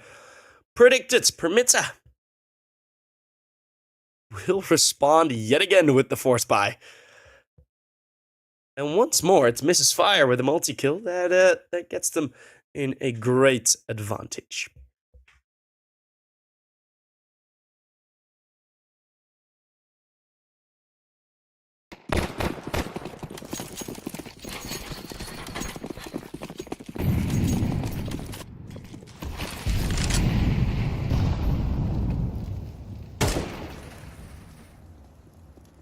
Amy B fires into the vent. It's going to be the eco for Astralis who wins as Amy B can line them all up. Gets 2. Ismo and Anya sacrifice themselves for the cross. And Gaba. Gabriella gets herself a great triple kill. And it seems like the Permitta women's team is starting to enjoy themselves a bit more. Confidence is coming in and they feel that the momentum has been going to their hands a bit, as they're currently 9-7 up. Astralis women, they had great setups on the CT side. Let's see what the T side will bring. Previous 2 to 3 rounds, they've had quite a similar approach. It's Amy B. Ooh, spots the first. Amy B versus Aurora on this outside position has been a very enjoyable battle to watch. As Mary might not be aware that Mrs. Fire is actually ahead of the door. The smoke fades. Oh, she gets spotted. Mrs. Fire. Sneaky play from Alexandra.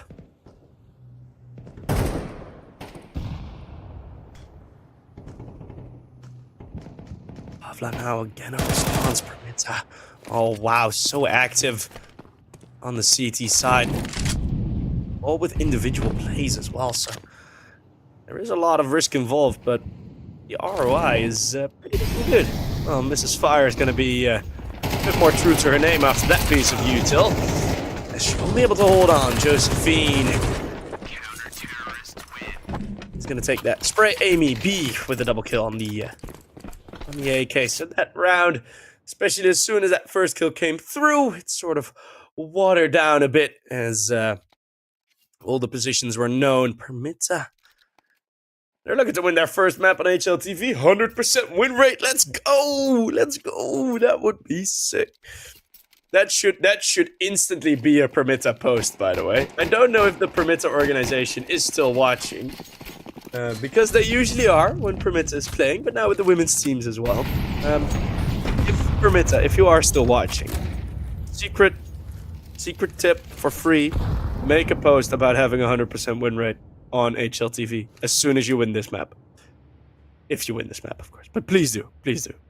It would be balling content.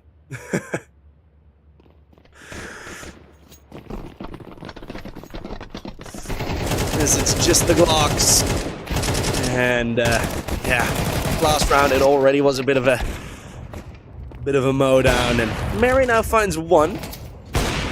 Pavla has picked up the AWP, as that is gonna be quite the reckoning. Finally, the AWP from Permitta is out. We saw Pavla have it, I think, one round in the previous half.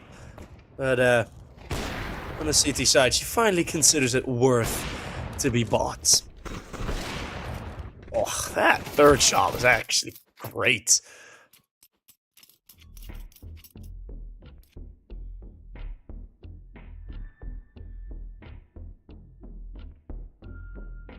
Some very crispy bullets flying through.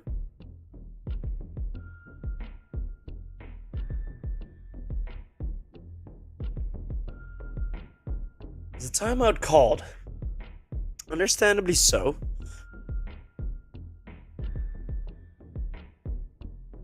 Is that the closed call?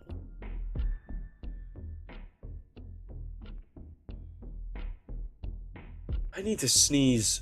So bad.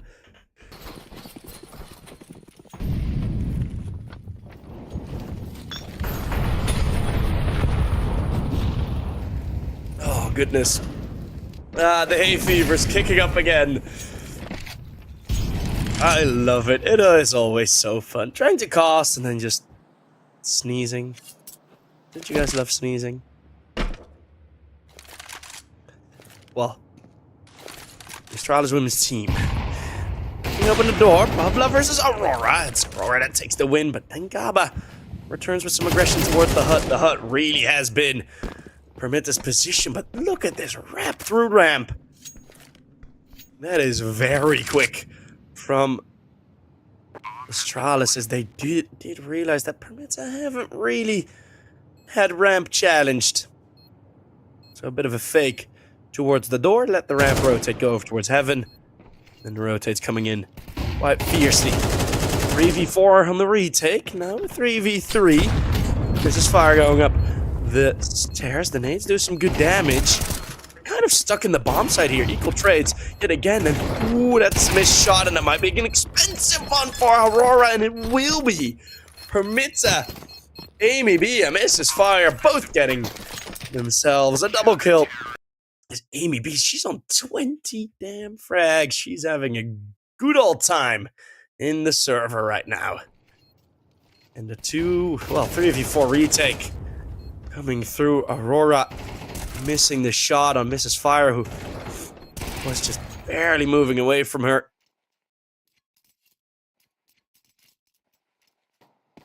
And it's Permitta on map point. And that momentum swing off to the force buys, that has really been a decider, hasn't it? Well, it really has. There's Aurora now looking for Pavla. Pavla winning that fight again. Winning it when it matters.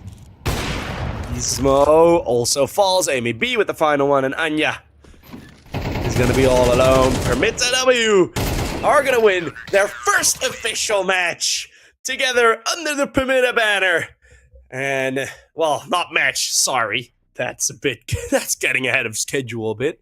No, they win their first map as an official team together, and that must feel good, right? That must feel good as a team, as an org as well, for Permitta to just get that first W in there on the first map. But of course, this game is not done yet, and even if you win this game, your reward will be facing off against the Pigeons in the upper bracket match of Group A.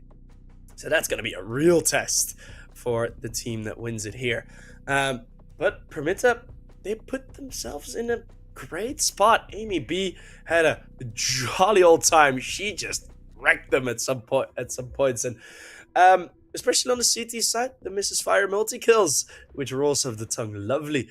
That was something that they had. Like, it's such a positive in so many rounds where you do have someone who, I think 3, 4, maybe even 5 rounds in a row, or 5 rounds in total for sure, there were multi-kills, just getting rolled out of Mrs. Fire. And yeah, that's going to make your life a lot easier. Ask the teammates of Donk if he has one of those games. So yeah, that was a great first map. A lot tighter than we saw in the first game. So next up, it will be... I know the map, but I just forgot. Why do I keep forgetting the maps that are to be played? I'm so stupid. It will be Vertigo. So we're going to see Vertigo again as the second map pick. Hopefully, my camera will be focused then, because I think it's focusing right here. So we're going to get a bit closer to the screen to say, see you guys in map number 2.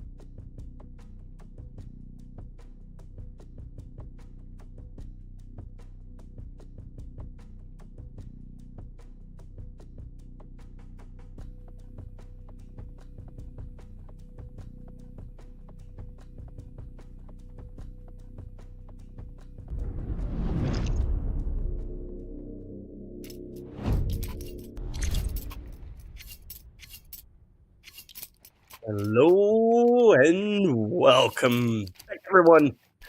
EPL, the Women's League, Season 1 is the first day, the first of so much. And it's also the first official of Permitta, who have just won their first map. As the Astralis women's team, ooh, they're just gonna run straight in again. It is in the back of the bomb side. Gaba, who has to move out of quad. Only finding one kill. Pavla, in the meantime, has hold off the push of Ismo as another spray through the smoke. Josephine tried to get it. Aurora and Anya thrown into the defense in a 2v4. Holding on to the very deep crossfire. So afraid of a flank. But all four are there. Pavla and Amy B are the ones to get the kills. It's going to be Tinka coming through with the defuse. Pavla with her triple kill. And they're having a good old time. Oh, Pavla. Oh. She's not the only one. Come on. She's not the only one who does that.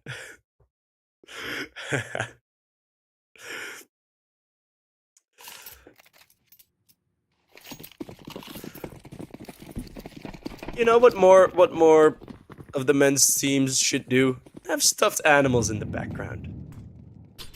We've had it for both of the games now. Yeah. They should do it more often. It's the bomb plant, but it's also Amy B and Mrs. Fire going for the double peek in gap. Both around 30 HP.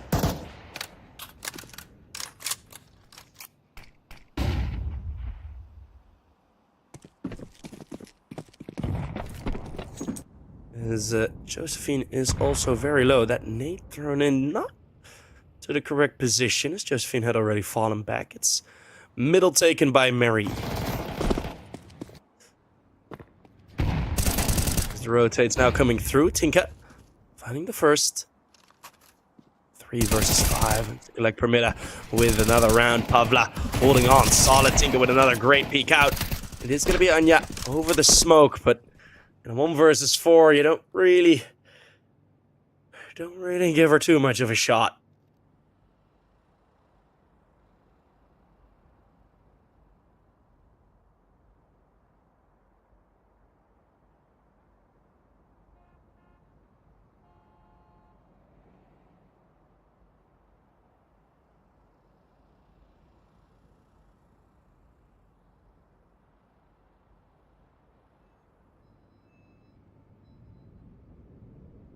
Anya still walking around a bit, looking to do maybe a bit more damage. Maybe find... I don't think they did buy an AK into this round, so just save the Galil. You at least have 1 rifle to bring into the next.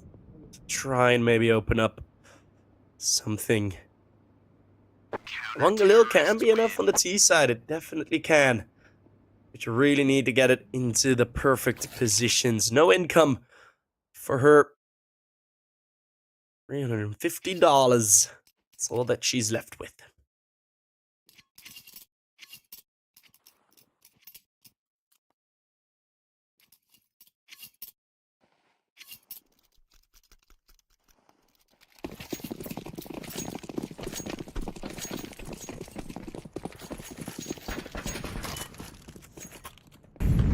Yeah, that doesn't work anymore.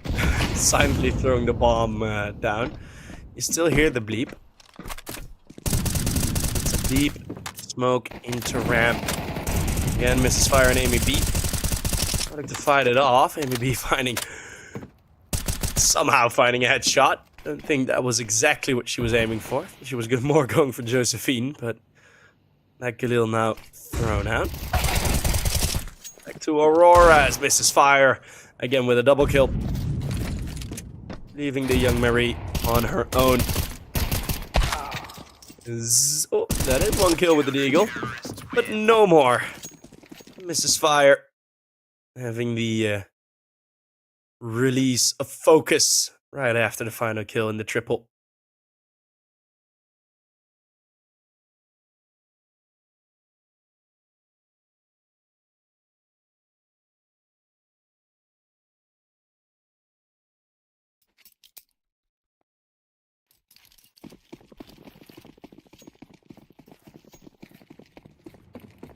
And yeah, of course, having to make that compromise after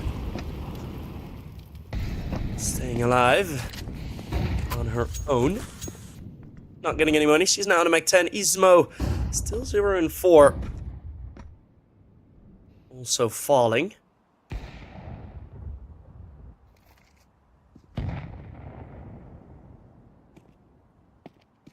we have Gaba with the FAMAS. Still holding on to that B ramp. She's probably going to get a busy day. Same as Marie. Tinka supported by Amy B. Is going to move into trades there, but left on 4 HP. Aurora. Talking a lot in this mid round. She's trying to lead her team towards the correct end of this round. Of course, she's been in the Astralis women's team for the longest. Year and 7 months to be correct. Or to be exact, I should say.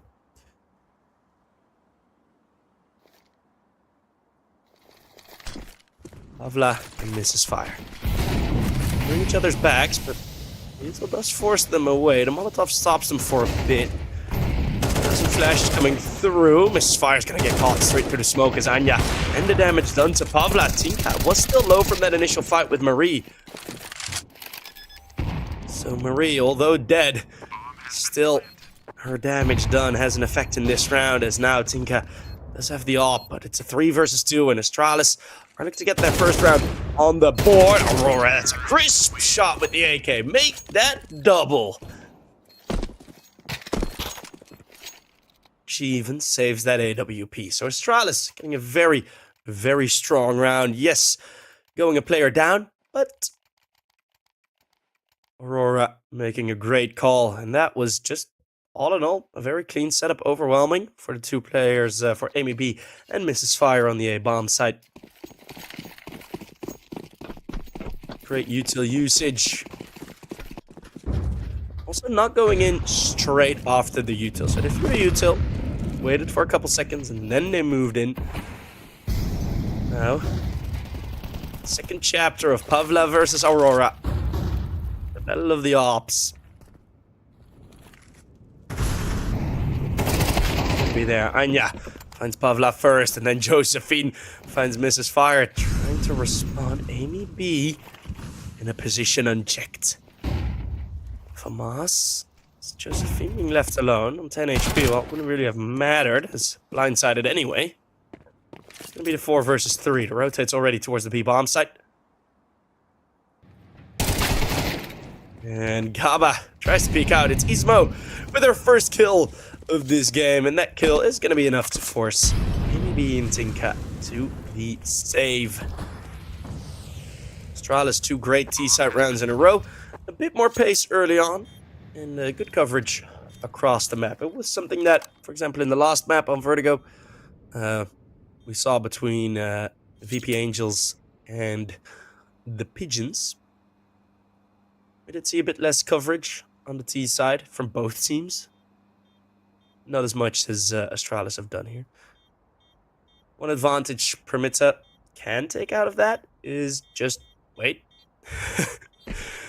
Just stay on the bomb sites, you know, have those backline rotates.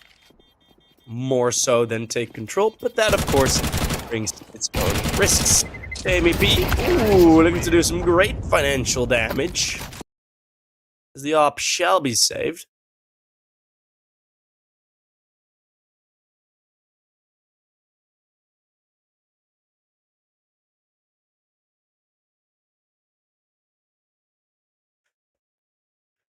But look at that little elephant behind Marie. Oh, that's so... And behind Tinka as well. More. This is a call to the men's players of our league. That, of course, started yesterday. Or started today as well, I think.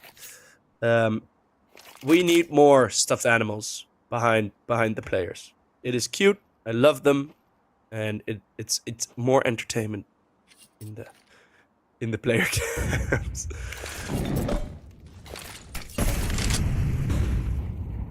Mary, running up all the util.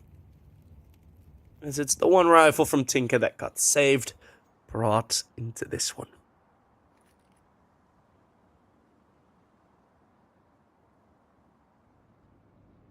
Tinka currently 4-1.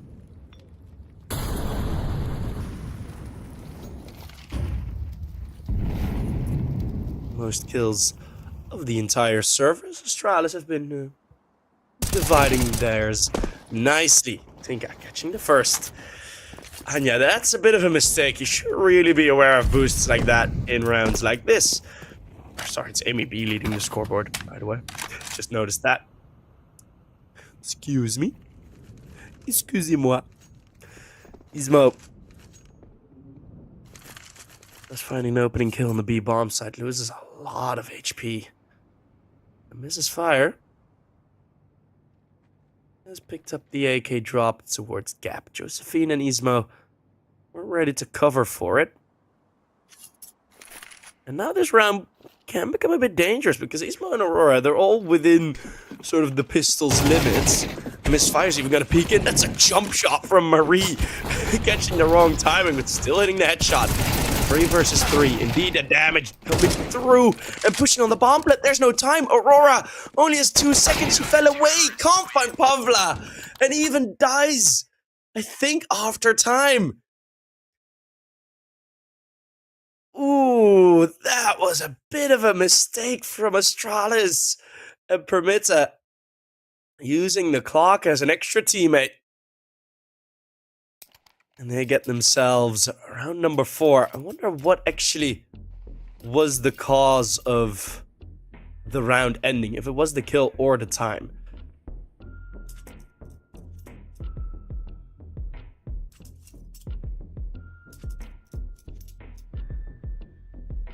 And we have Aurora commanding her team. Zebron, of course, the coach. Most likely speaking as well.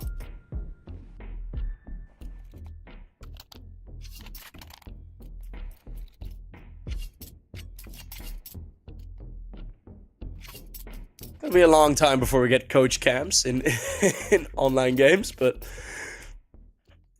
maybe soon. Maybe soon. I don't know actually if... I think they are. I think Astralis... I know Astralis is streaming, but I don't know if they're restreaming our stream or having just the imaging restreamed.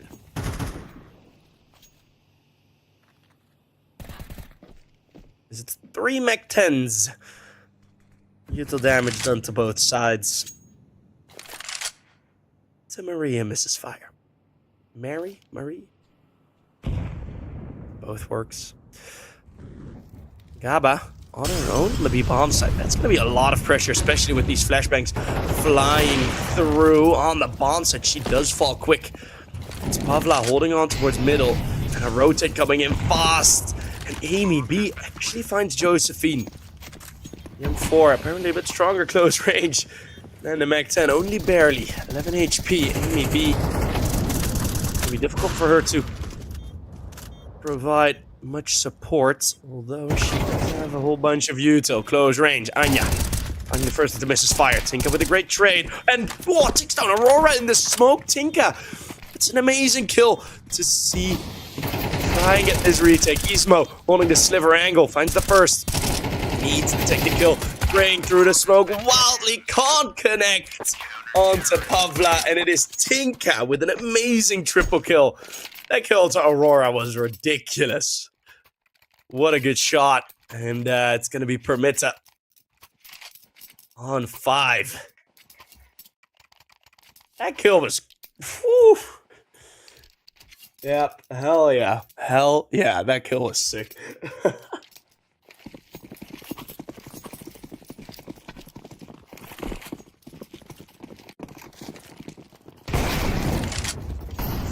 That is very fast in. It's Marie with the Tech 9. Tinka overwhelmed. But here with a double kill and then misses fire as well. Marie nearly revealing herself to Gaba. And that is a Tech 9 rush that with 2 double kills, it's taken down very quickly.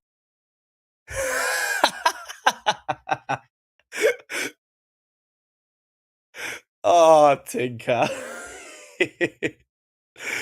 She covered her mouth so no one could lip read and then gives a bit of a cheeky smile afterwards.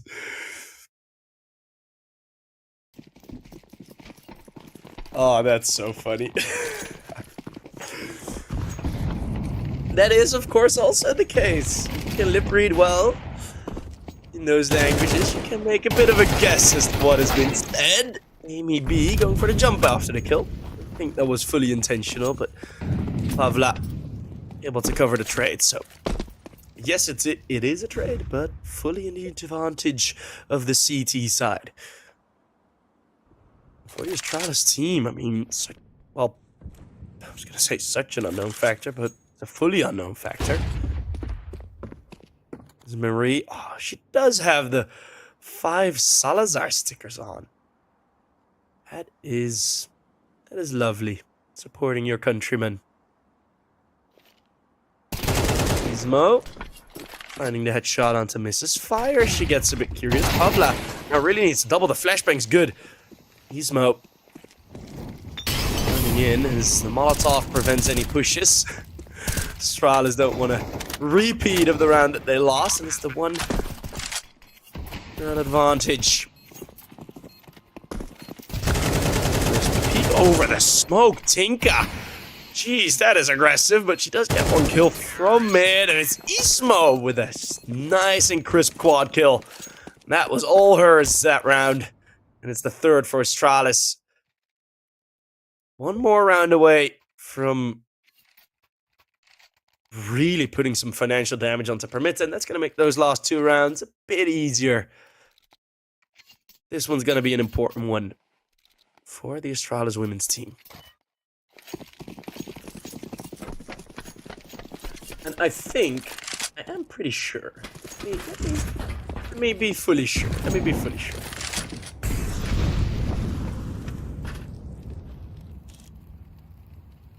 Josephine going towards Gap.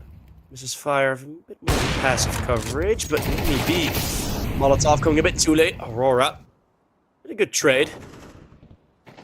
Quick, and there's the push in. Ismo holds on and flees for Gaba's return on the push. 3v3, Aurora, another great kill on her own, still giving the calls to her teammates. Go towards B, but Gaba is still here. The double kill could definitely arrive. The sprays are chaotic. Mary, with a sliver of HP, manages to get through there, leaving Pavla in a 1 versus 2. Grabbing the AK, Aurora. Oh, this is so good. Still waiting around here. The AK is nearly empty.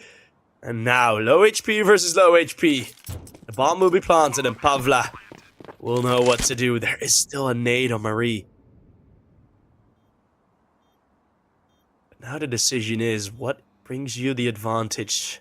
An unknown position? Or the gamble on a grenade? A gamble that it does 18 points of damage or more. Pavla makes the first footsteps. Flash in deep. She's expecting the ramp position. May clear out wide, but it is Marie winning the clutch. And Astralis scrape it over the line in that one. Gaba nearly being the hellbringer of that round. Amy B starting it off nicely. Josephine. That move just too early. Just with a bit of time left. It's those tiny mistakes that I mean you see with some like lower level teams, like some more local teams. I know I'm very close, like I'm pretty involved with the UK scene, and I see a lot of those types of situations develop. So Pistols looking for a mow down. It's equal trades, which is, well, pretty dang good result. Amy B even finding one more. Oh, this round may be falling apart. Mary taking the bomb. It's the 2 youngest of the team. Go for the clutch, Tinka. Another ambitious push. 2 AKs for the CTs. Amy B even bringing the armor. Ismo, aggressive push. She does get the headshot. She really has has found her form halfway into this first half. Gizmo, quite some impact in multiple rounds. Misses fire. What is your decision gonna be? Saving an AK for the next, or actually going for this clutch?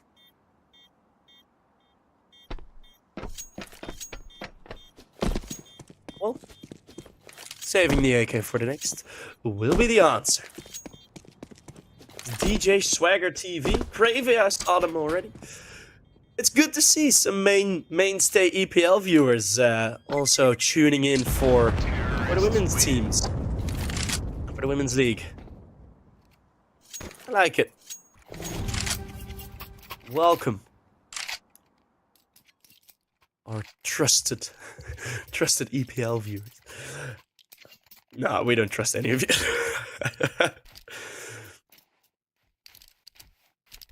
It's a joke. Don't worry. Yes. Oh, that would be so fun. That would be so fun. Because in the Division 1 season that we're gonna... Oh, oops. In the Division 1 season that we're gonna get, we also have Astralis Talent and Permitta. So, these two orgs possibly facing each other again. As Aurora's going to be looking to open up this round. Sneaking out, catching Pavla out in the open. Whoopsie. Smoke goes a bit sideways, but that actually might force him into making the better decision into going towards B. What a shot from Aurora as Gaba and Amy B are able to hold on. That's the bomb locked in. Anya's the one carrying it. Gaba low HP. Anya will find the kill. Volley towards the flank. And it is Aurora opening up the round. Anya holding on to it, and it's the 2v3 in the final round of the half. Very high up position. We'll find the first. Amy B. Most kills in the server. Second map in a row. Let's see if she can do something in this 1 versus 2. Oh my goodness, it's Aurora that will finish it off with that shot. Her getting a triple kill. A lot of these T-site round wins were incredibly close. They managed to get them over the line, and that must bring some good confidence into you. Oh, I'm streaming Mouse NXT tomorrow. Hell yeah! Sorry, just saw that. Just saw that on the page. Mouse women's team when? Oh, that would be so cool. That shot is damn crazy. Sheesh.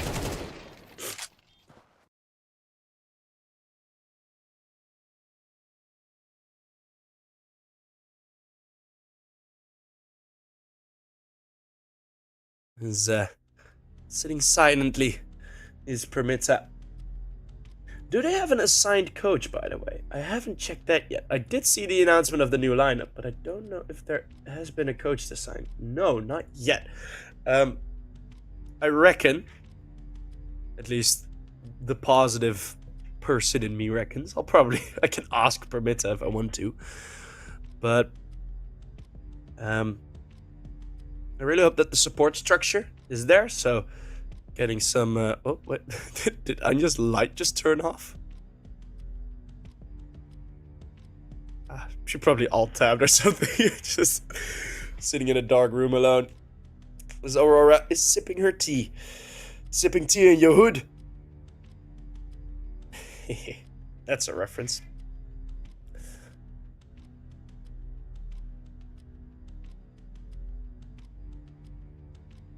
No, but no coach assigned. 5 days in the roster. Right now. Officially. But yeah, I really hope that the support structure is there for them. Because especially with what was it? It was with the Female Gamer Legion team where a lot of dicey stuff happened, and just them joining in and the team just sort of saying like, yeah, you're playing under the name, but just sort of holding it back. And I am aware that, well, at least most, we haven't heard any of those stories since. So that, for me, tells me that teams have learned from those mistakes.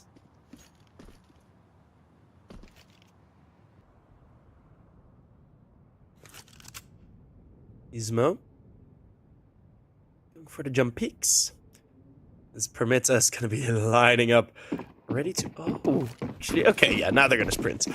I thought, are they going to sneak up the whole way on a T-side round? But no, it is the retake setup. Josephine having the defuse kill and Ismo just straight through the smoke finds Pavla. Mary with one long range kill. Permitta, they haven't even gotten to the bomb site yet, and it's already 2 players down.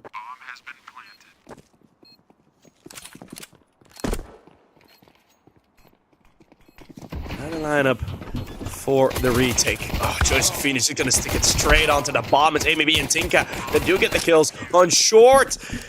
The spray goes through from Amy B, but there's no connection. The bomb is diffused right under their noses, and Ismo is definitely enjoying her time. Probably with 2 of her smoke kills. Well, was it 2 smoke kills? 1 smoke kill.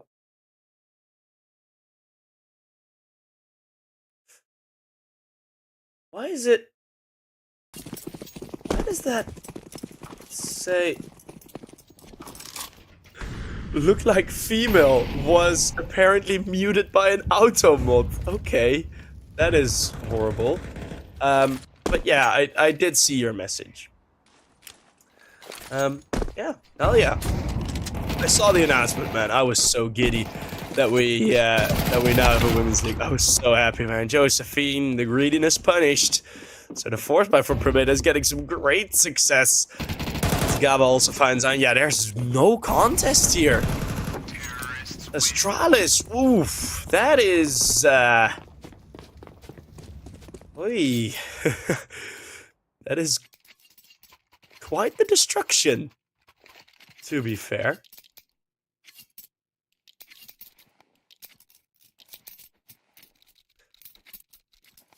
Amy B, 19 kills already. Wasn't that Nemesis team for a while?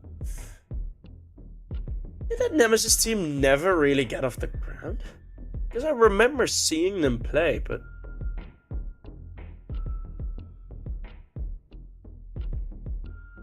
That's Gaba and ABB that are now in the Permitta team. Tinka proudly wearing the jersey.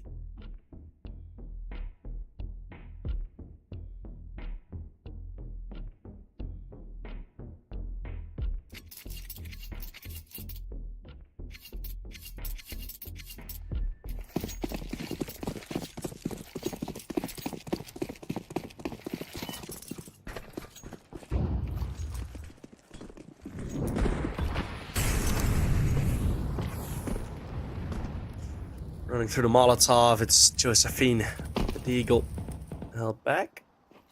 Need to give some space for Aurora to jump up. It's not the triple boost just yet. I've seen this boost work out. It was Zaz that checked this very thoroughly, of course. She probably is, maybe together with Juliana, and... I forgot her name now. Yeah, Giuliano and Zaz have been the ones to really bring the experience, keep the experience in the women's leagues.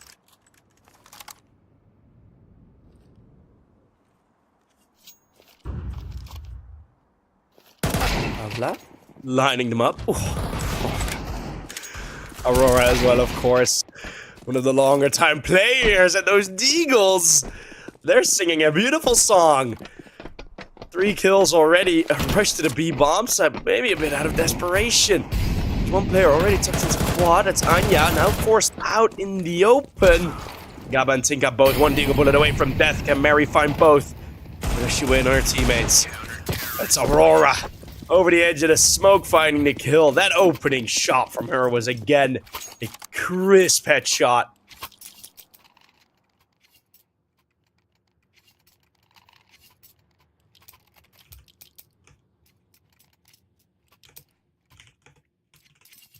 Hopefully my new keyboard isn't too loud, but...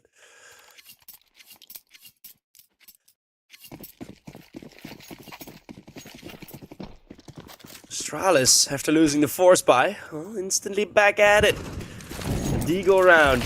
Eagles only. It's gonna be enough to take the victory.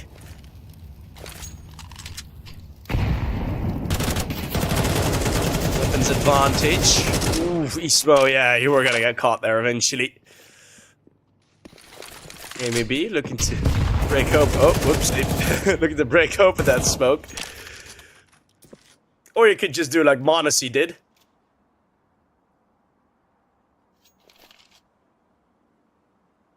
With against Mouse in that final round. That was dumb, by the way.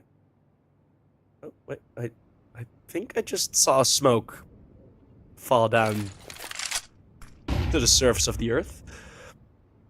So, Astralis women's team have one smoke less. Josephine, good angle. Ooh, Amy B nearly sort of on accident tucked away from that. Only a 4th kill from Josephine as he has been given some tough roles to play, definitely. She hasn't been in the position of the multi-kill often. Mary with the Galil cutting him down both. It's Mrs. Fire kicking Josephine again, and then Aurora completing the double kill. So Josephine more than just a physical assist on that one.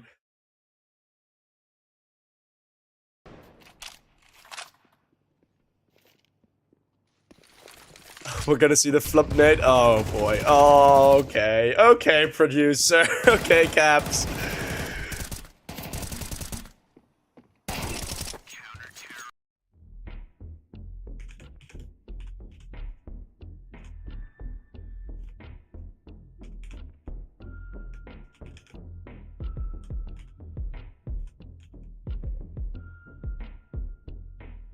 Oh, and it's a timeout, so timeout for Permitta. I'd love to answer that question, Tuxi. Men's and teams play against each other. Well, they do in the ECA League. ECA League. And there is no physical advantage. There have been a great many researches and studies towards exactly your beefy nade, by the way, to your question. And there are absolutely physical advantages. Well, not physical, depends on how you describe physical. With it mostly being reaction time speed. Of course, there are outliers, but most of the players in the... Ooh, Josephine and Marie. Some nice kills. The round is going to come to its pretty obvious conclusion. Unless Amy B, of course, do something. But, so, where was I? With the reaction time speed. So, yeah, the difference in general isn't that big, but because there is such... The sample size in men's teams, like in men's players, is so much larger. All the players that are at the top in terms of reaction time, minimal movement, those are all way at the top end of the reaction time graph. Because with the women's leagues, as we don't have that big of a sample yet, where there are just less women that play Counter-Strike, there is a bit of a discrepancy there. So yeah, it is what it is. Yeah. Maybe in Pavla. Hold off the aggression. Astralis women's trying to go for something new.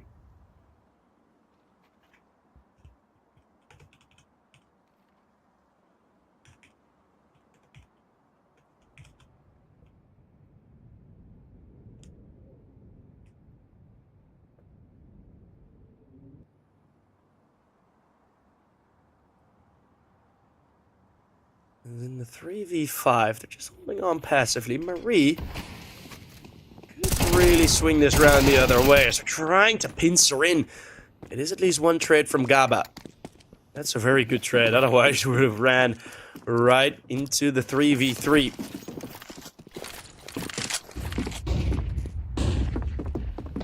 Still the advantage. Amy B is low though.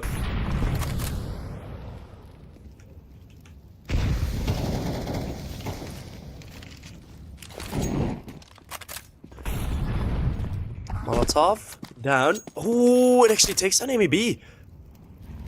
So Josephine, she was looking for the flank, but now she knows it's a 2v2. This is a difficult situation. There's one Molotov left for Mrs. Fire. Fittingly. 12 seconds left. There's another flashbang. As soon as this bomb goes down, they're guaranteed to have a 1v2. Josephine is going to be pushing in. Can't deny the bomb plant, but is enough distraction for the double kill to come through. It's a 3 versus 5 that gets won by Astralis. As Permitta just overthink it a bit, going for an extra rotate in. It's Josephine and Aurora. Two of the more experienced women in this team that will get the W.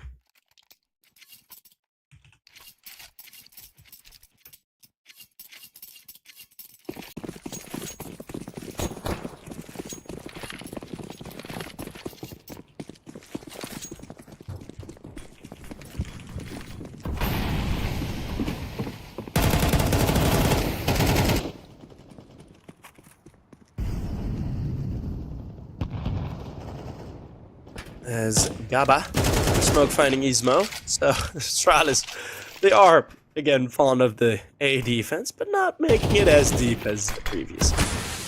That smoke might be a bit of a waste. This went really quite deep. Josephine on the flashbang peeking through Pavla. That's a great spray. Connecting pretty much every bullet through that wallbang. The Molotov spreads well. Aurora, what a move. She's been making some amazing plays already.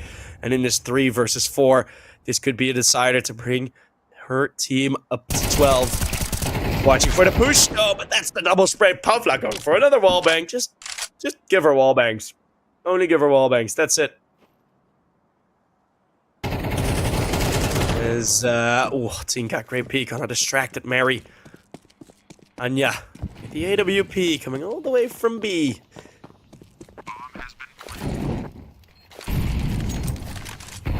Aids towards default. She's a bit late with it. Pavla has low HP though. See if she can find something. Snake in her hand. And it's Pit Venom. Anya spots the edge of the first. Tinka is now holding on to short. She's wrapping around, but Anya might be realizing this.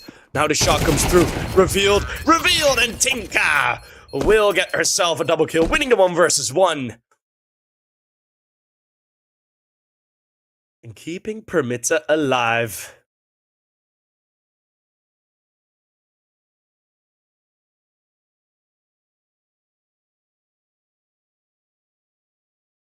Female deco.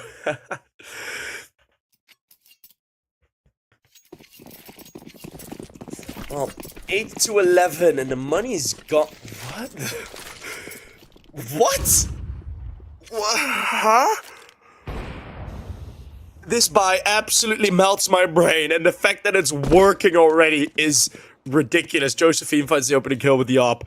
1 of 2 ops. Bot and a half bot? Huh? This is so good. Oh my god, I love this. Full eco round. Aurora and Josephine had way more money than the rest, so they just decided, screw it, 2 ops. And Pavla's op has gone down. It's 3 AWPs on the CT side. What is going on here? If this works, I don't know.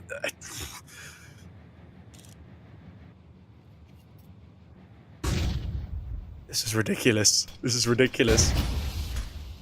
Of course, the one player you kill also has the AWP. Aurora's holding on.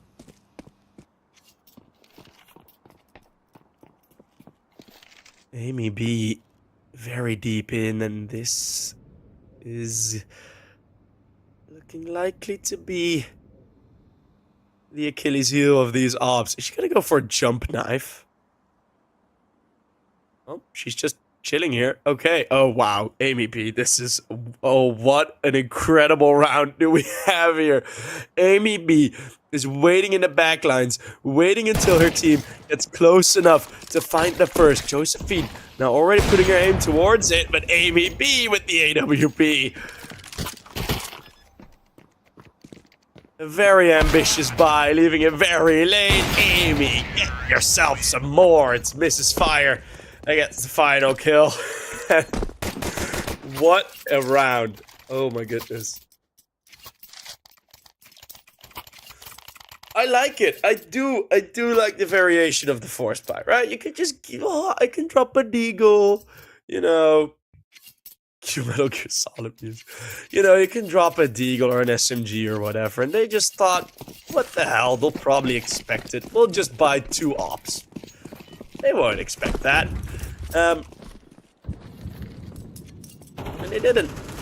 But enough response time was given for Amy B to make an amazing play.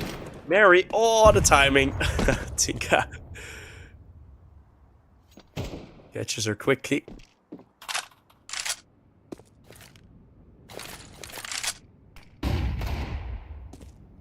Oof.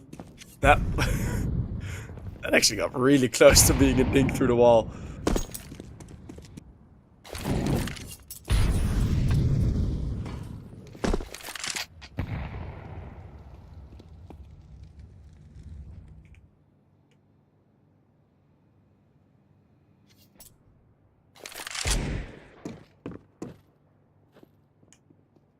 Is Ismo gonna kill on the Deeg?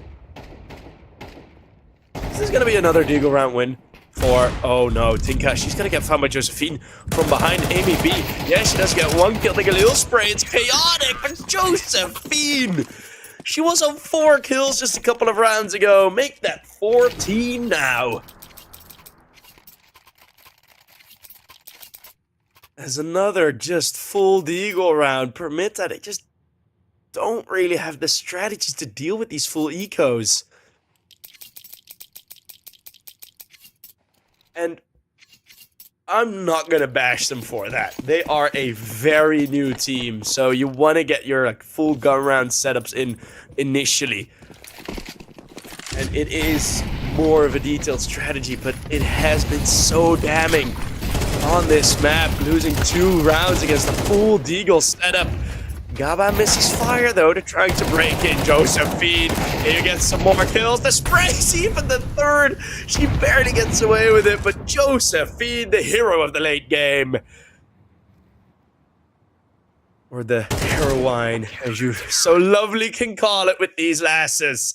Mary clapping as her team brings it into map number 3. That was a very, very exciting game.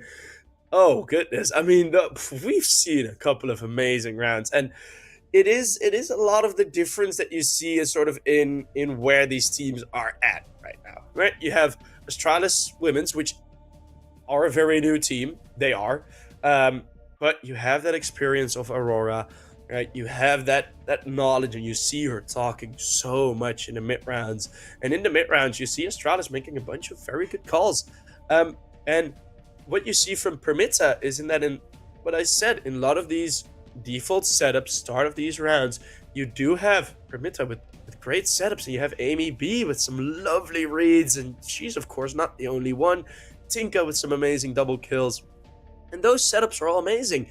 But then you get into those weird rounds, right? Into those, okay, you're only against a Deagle.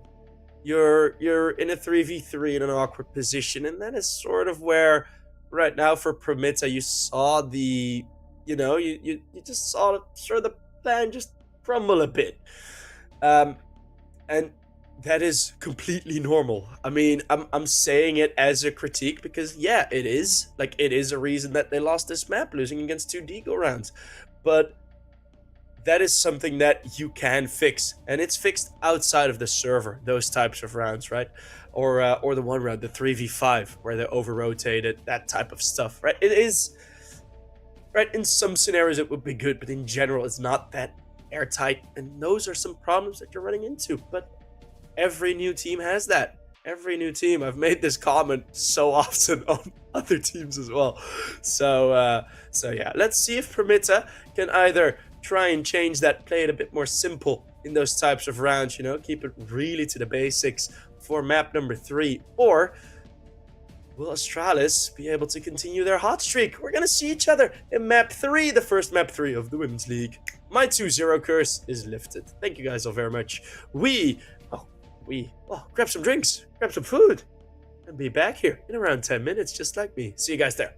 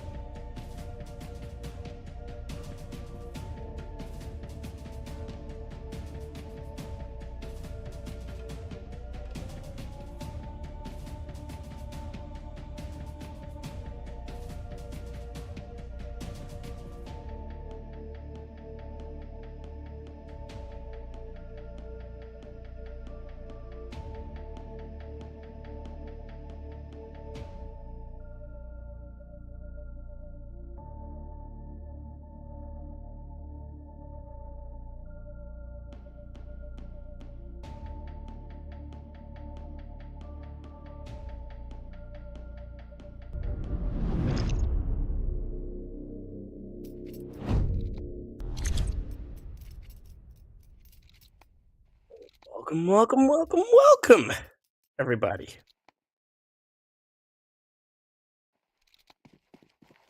Where do you think we are? We're on Anubis. We're gonna kick off with the knife round, of course. For everyone the same in EPL, your third map is gonna be a knife round. I absolutely love that we still do this. And let's see, of course, turning around, rotate, the fight on the bridge. An honorable fight, and Astralis are the ones to win it. So, knife rounds will always be in our hearts.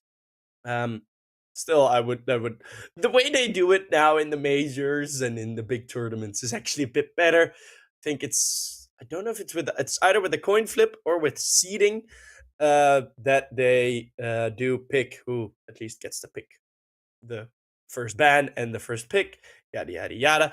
But, you know, I've been thinking about it. Nothing can beat a good knife round, can it? Absolutely not. So, Astralis will start on their picked side, which actually I do think shall be going towards the T side. I am curious. We're going to see it right here. Okay. They will actually decide to stay on the CT side. It's an interesting decision as we have Ismo with the defuse kit, 2 flashbangs, so I'm expecting a bit of aggression coming out of B, and that's exactly what's going to happen. Straight in, we're missing the fight. Josephine and Gaba really with the trades. Aurora and Mary then finding multiple kills. Well, each finding one, but multiple in total. Ismo takes down Tinka. And the triple push, unexpected. And Mary, whew, with a quick shot in middle as she heard the footsteps approaching.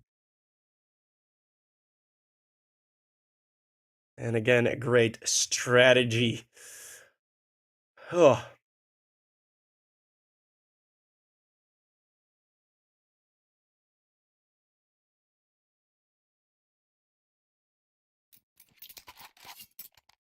And I do like that a lot of these women teams haven't been sort of cursed by the VP influence. We see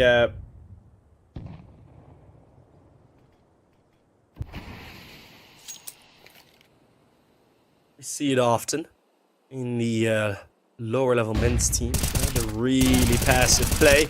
Mary, let's see how much you can get. It's a triple kill as they run through the smoke. The A1S then goes silent. The bullets are empty. This is fire, under fire from Aurora. Gonna be a second round, easy cleanup. Mary with a bit of a celebration.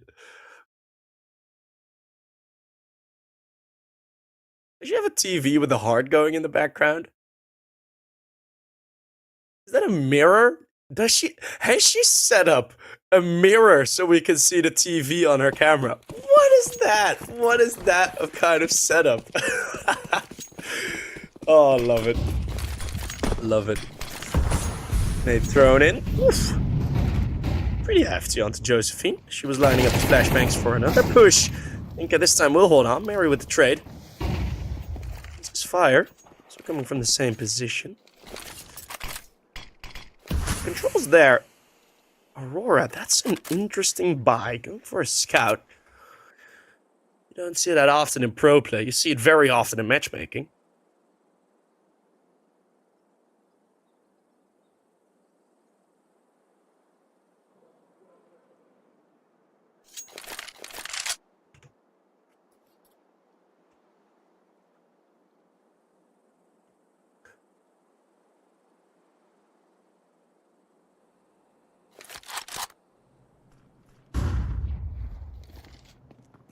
Flash is going to come through. It's looking like an A split. Josephine dropping a smoke behind her to sort of cover, but Gaba still on this B bomb side. The push from Ismo gets red, and now all of a sudden that smoke from Josephine is going to stop her from rotating.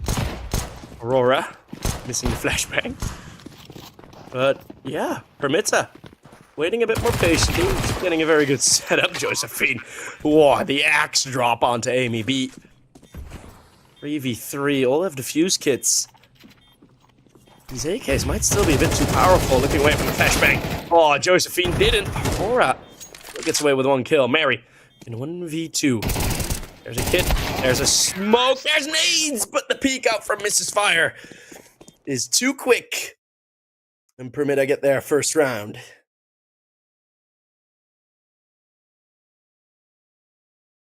Nearly the retake, nearly the 1v2.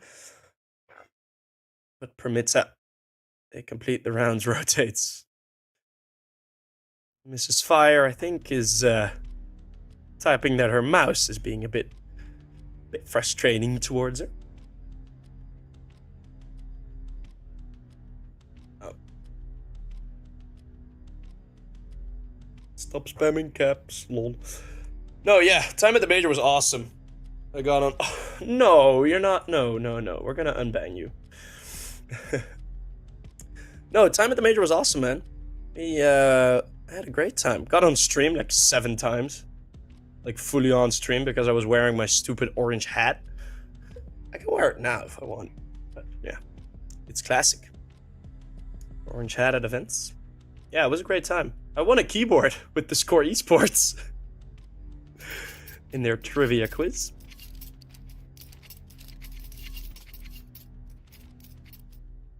Did a trivia quiz with 1xBet. I got into Esports Studio on video. Please go to their Twitter and check the video.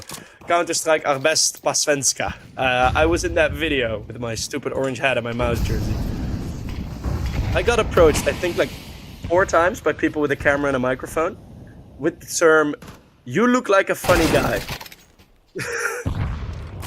So yeah, Josephine, a good opener on the walk-in from Amy. Amy, who has been stopped a bit since the second half of Vertigo. Hasn't had as much impact. She had that one great play, of course, with the rotate in the triple op round. If Mrs. Fire will be able to take down Isma. Taking safely, but the kill does come through. Josephine then drops down the bridge and finds Tinka. Aurora with a great peek. Why, Josephine is feeling it. A triple kill for her. And in the last buy that was left in the bank, it's Astralis that will save their skins. And yeah, if they keep 4 players alive, Pavala actually could still make this a successful round. Even if she goes down and yeah, Astralis win the round. If she gets like at least 2 kills, then her impact's going to be felt.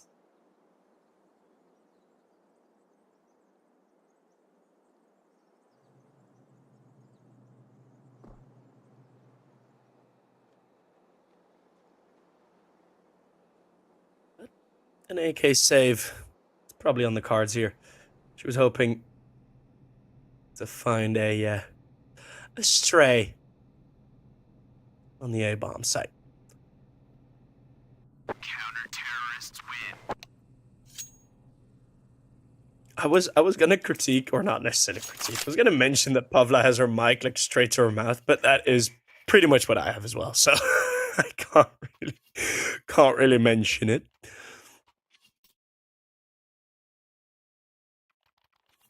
Oh, also, Permitta, if Permitta is still watching, get yourself team pictures with your lasses in the jerseys. We need it. We need it.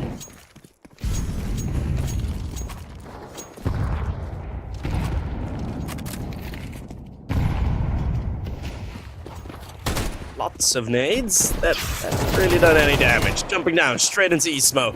But when he finds the one, MAB is going to lead the charge. The initial charge of electricity gets resisted by 1 and 2 Molotovs. Never fails. EPL and missed nades. It is always there.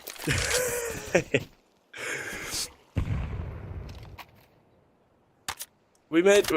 there was one tournament, one Division 2 tournament, where I was costing a lot that tournament, and so, like every single map had like 3 nade kills. It was terrible. into the A bomb site. Amy B is already quite deep. She gets the first kill onto Anya. Aurora finds that kill, but still tucked in is Josephine, who finds herself a double 7-2. For the first sort of 16 rounds, Josephine had 4 kills on Vertigo. She ended positive, and now she is just continuing that streak together with Marie, side by side at the top of the scoreboard.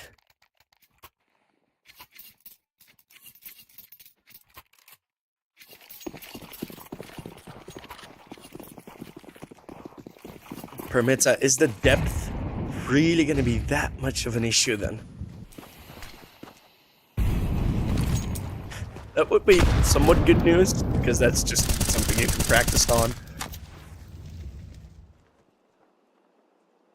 It's going to take a lot of investment outside of the games from them. I believe they can do it. And maybe they'll find another spark here, because they have shown some good potential. The Astralis setups thus far, though, have just been amazing. Oh, we're caught over the smoke, but then you have Ismo, and Mary's still here. Ismo with her third on the M4. Gaba is going to try and peek out wide. Ismo just so sharp with it. 5th on the board. As Aurora does a little bit of a happy dance. Ismo stone cold after the 4K in the full gun round.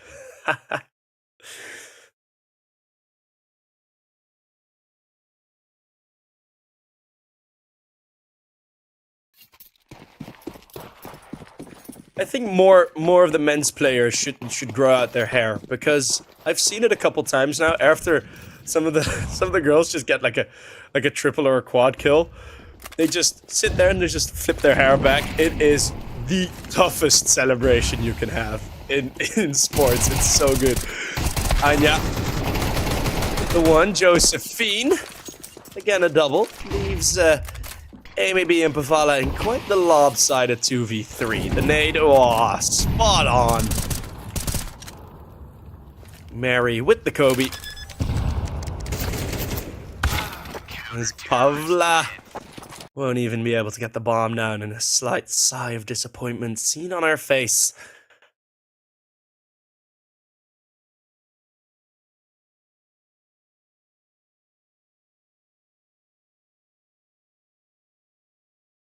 It's gonna be another round victory.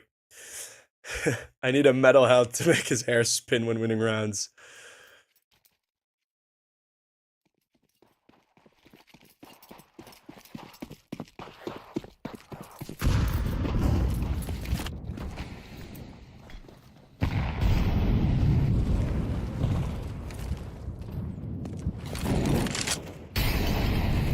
Oopsie. Just flips the edge of the scenery there. Aurora just bakes in the nade. Still will find Tinka. She retreats off the angle. This is fire through the smoke. Ismo, just turning away. Resets her crosshair in time.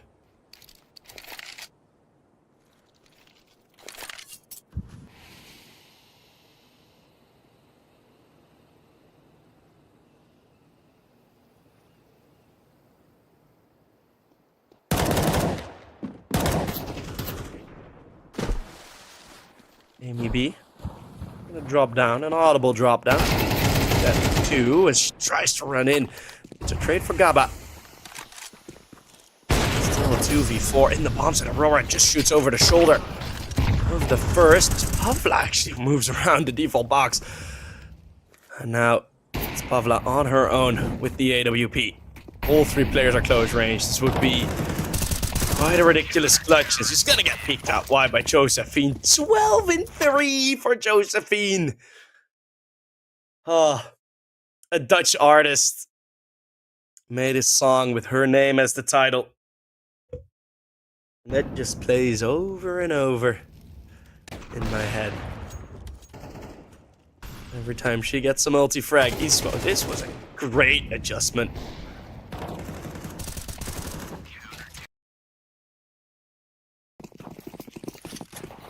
And the thing is, from both both teams' mistakes have been really kept to a minimum.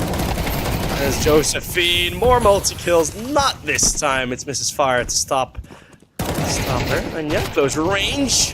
Team 4, not good enough. Anya, lining them up. It's her time to shine. She hasn't had much to do yet, but that wasn't for the lack of trying. Well, 3 kills now. The long range Mac 10. Astralis so dominant on Anubis.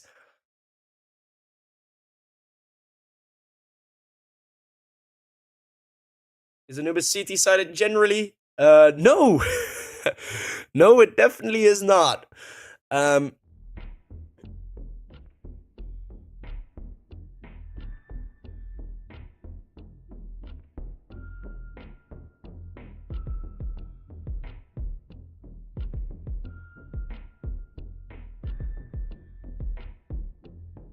It should be T-sided.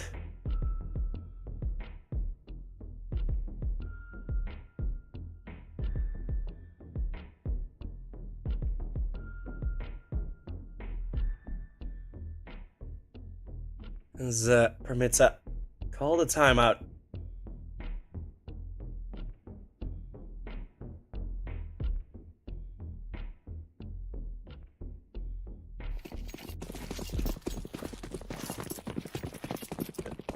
Oh, there.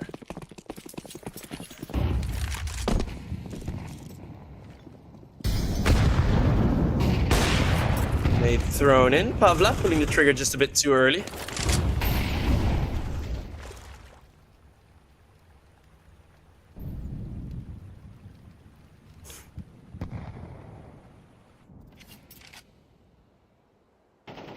As Pavla, ooh, through the smoke finds Ismo. We're on the other end of the map, watching Anya trying to exit out. There's an inclination, and Tinka jumps up to get the headshot. So after the timeout, Permitta get a very strong round, already to 2.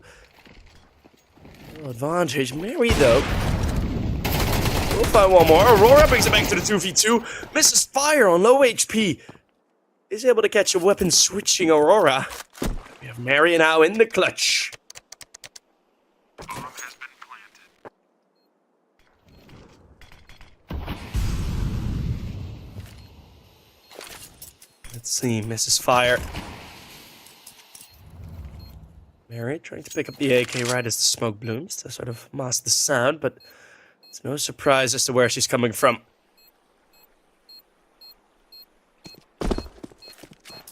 Into the bomb site. There is a defuse kit. Check. Oh, maybe come through. It will be on time. Misses fire. Will find the peak. And a sigh of relief coming out of Mrs. Fire. Nearly that all went wrong. Oh, if only Aurora had kept out the Tech 9, that round would have been gone.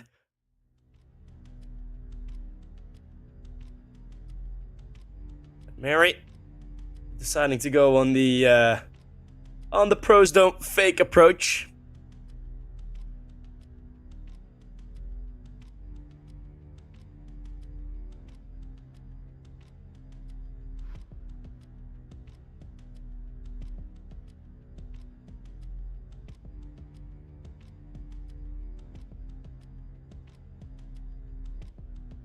As I have a feeling with how much Aurora has been talking. I mean, we can't, like,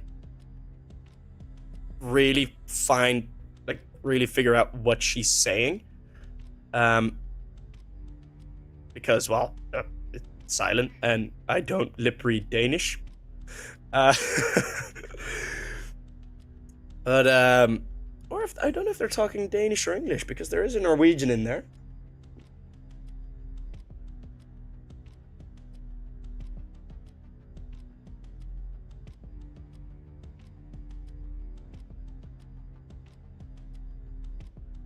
As Mary trying to get some Vaseline off her fingers. Do not have... What is she doing? No clue, no clue. I think at some point you sort of forget there's a camera on you. Yeah. I'll just let them be. Oh, man. It was a bit of a longer timeout. I have a feeling it was a technical one. We're back 8-2.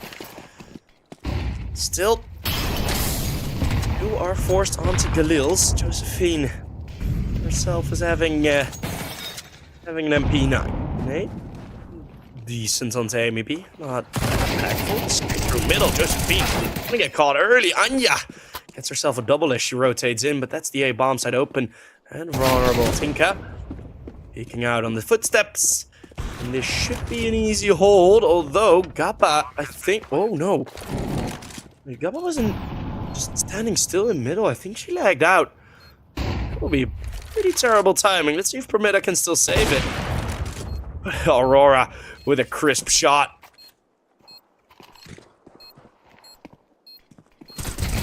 Gaba lagged out, and it's Amy B who can't find the clutch, and that is that is very bad luck. Astralis, they do get the clutch, but I'm pretty sure Gaba lagged out of the game there. Also, the fact that the cameras afterwards weren't at the correct players, and that also does tell me, with the way the HUD works, that it was a lag out, and yeah, some frustration seen on Gaba's face.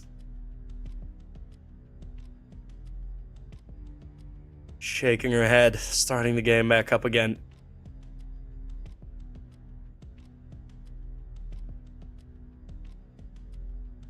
Annoyance seen.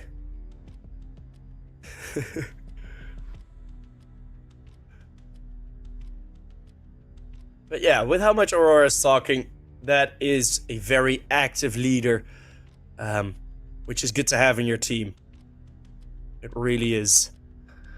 Especially for the two younger additions, for Mary and Ismo, you know, having someone to lead the way, talk you through these tournaments. It's definitely a lot more comfortable. I mean, ask the players that went with Alexi B. You know, the guys from Ents, the guys from Navi now.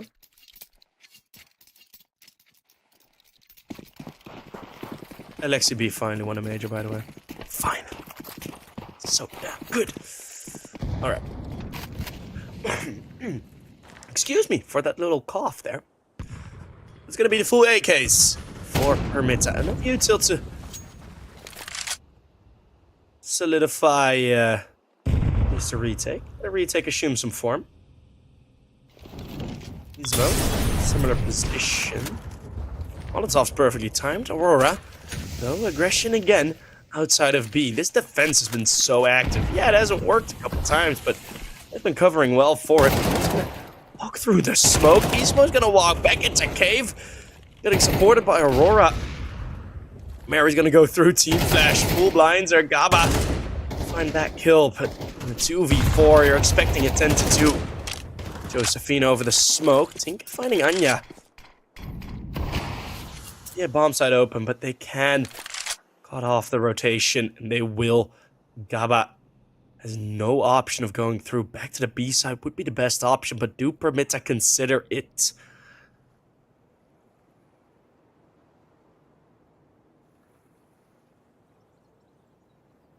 I think they do, because Tinka hasn't heard any rotates through.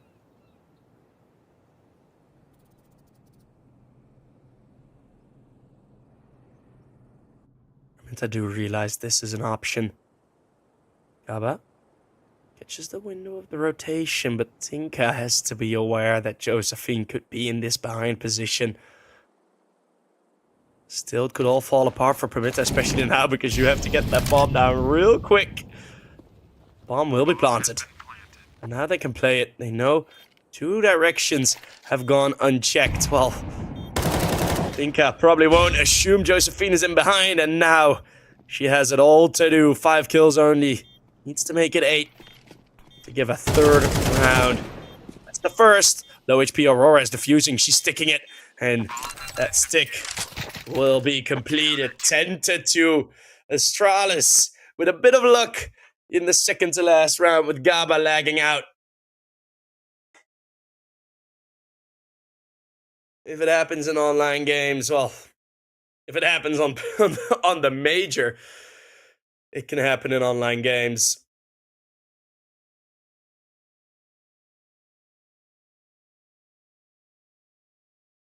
As Mrs. Fire's throwing some motivation into her team.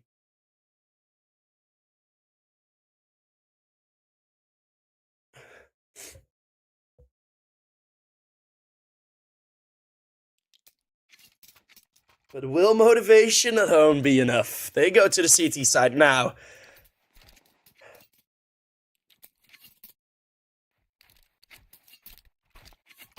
As Astralis talent, I've had a couple of good games.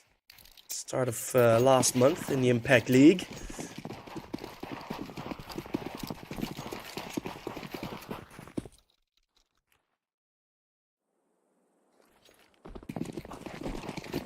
It's going to be aggression outside of B. Permitta using the same strat. Astralis mirroring it, going completely the other way.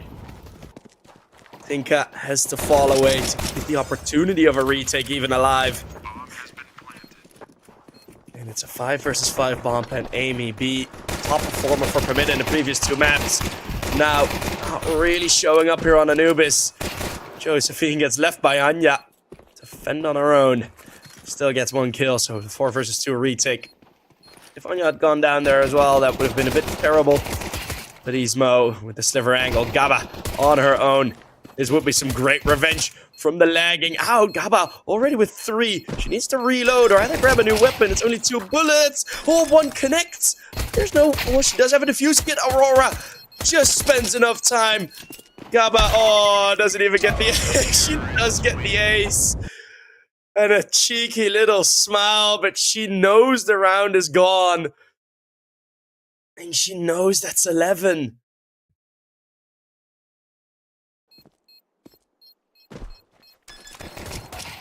An ace. All the revenge she would have deserved after lagging out in an important round. She does get it, but... Well... It's a bit of a bittersweet laugh, isn't it? But Force Buy can, of course, come through now. She's now there with a rifle. Has a second opportunity of bringing some impact to this map. 11-2, though. It's not going to be the easiest.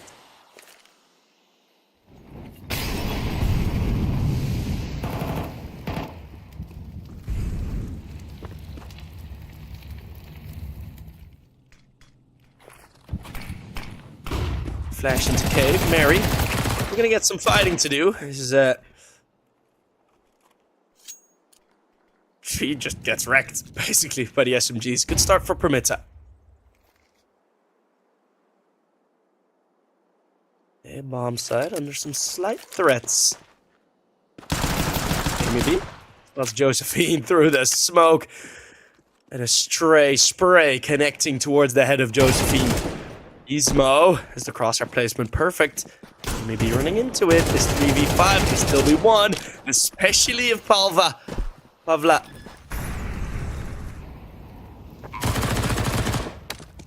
gives away a kill like that, and all of a sudden Permitta are the ones with the woman down situation. HP for Ismo and Aurora so damn low.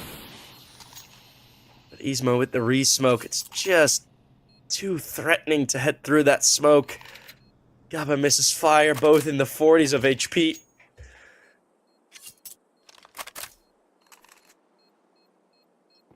And well, no defuse kit either, no util left. It's just not great motivation to go for any rounds. Aurora's gonna go hunting, maybe an AK saved for Mrs. Fire. She will gladly pick that one up. As Aurora throws some more motivation towards her teammates as earpieces.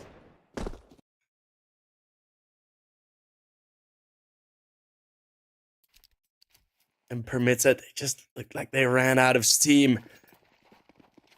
12-2. They've given us a great, really a great best of 3. Where the first was a bit of a blowout, mostly a showcase of the skill that Pigeon currently possessed, the skill and the form. Now, we did see a close game.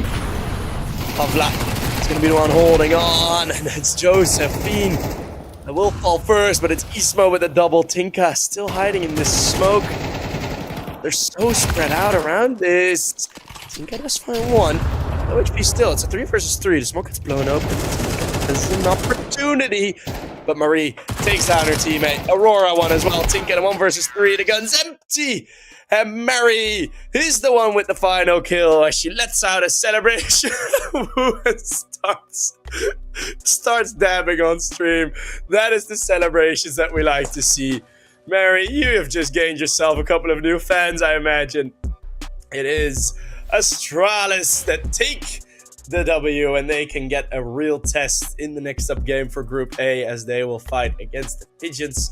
Don't think they have, with this new lineup, have had a matchup against the Eggs, Nigma Galaxy, or currently the Pigeons. So it was a very good game. Permitta will face off against the VP.Angels, which shall be a very exciting match as well. Looking forward to that. And Astralis women's can get some more tries against the Pigeons. Group B, this is the one I'm also so very excited for. Spirit FE versus Letter Cook. That's going to be a tight game. And NIP Impact versus the Navi Javelins. Something in me tells me that's not going to be the first time that those two teams will match up against each other in this tournament. Even maybe later on at the group stage, but probably in the playoffs as well, as both of the teams have shown some great potential already and have shown some great games. As said, after map 2, Permitta, something that really was the case is their depth in some of those more perky rounds, you know, some of those rounds where you're looking at it like, it's like unorthodox rounds, right? When you get into the unique situations, they lost a bit of depth there. And I have a feeling that, well, Astralis women's have played Anubis already. They have performed great on Anubis already. They just had more in their bag. And you know how much can fit into those handbags. I mean, they had it full. Somehow they had it full. So that's, yeah, absolutely great performance. Josephine, shout out for how well she played the second half of this best of 3. Absolutely amazing. Everyone's stepping up. And yeah, that has been it for the first day. Tomorrow, we will head on into the first opening matches of Group B. And you'll see my colleague there, as this is possibly already the final time I'm casting the FE League. So hopefully, maybe there may be another chance. But yeah, we will see you guys tomorrow. Tomorrow I'm back on for the Division 1 stream. See you guys there, and very good night.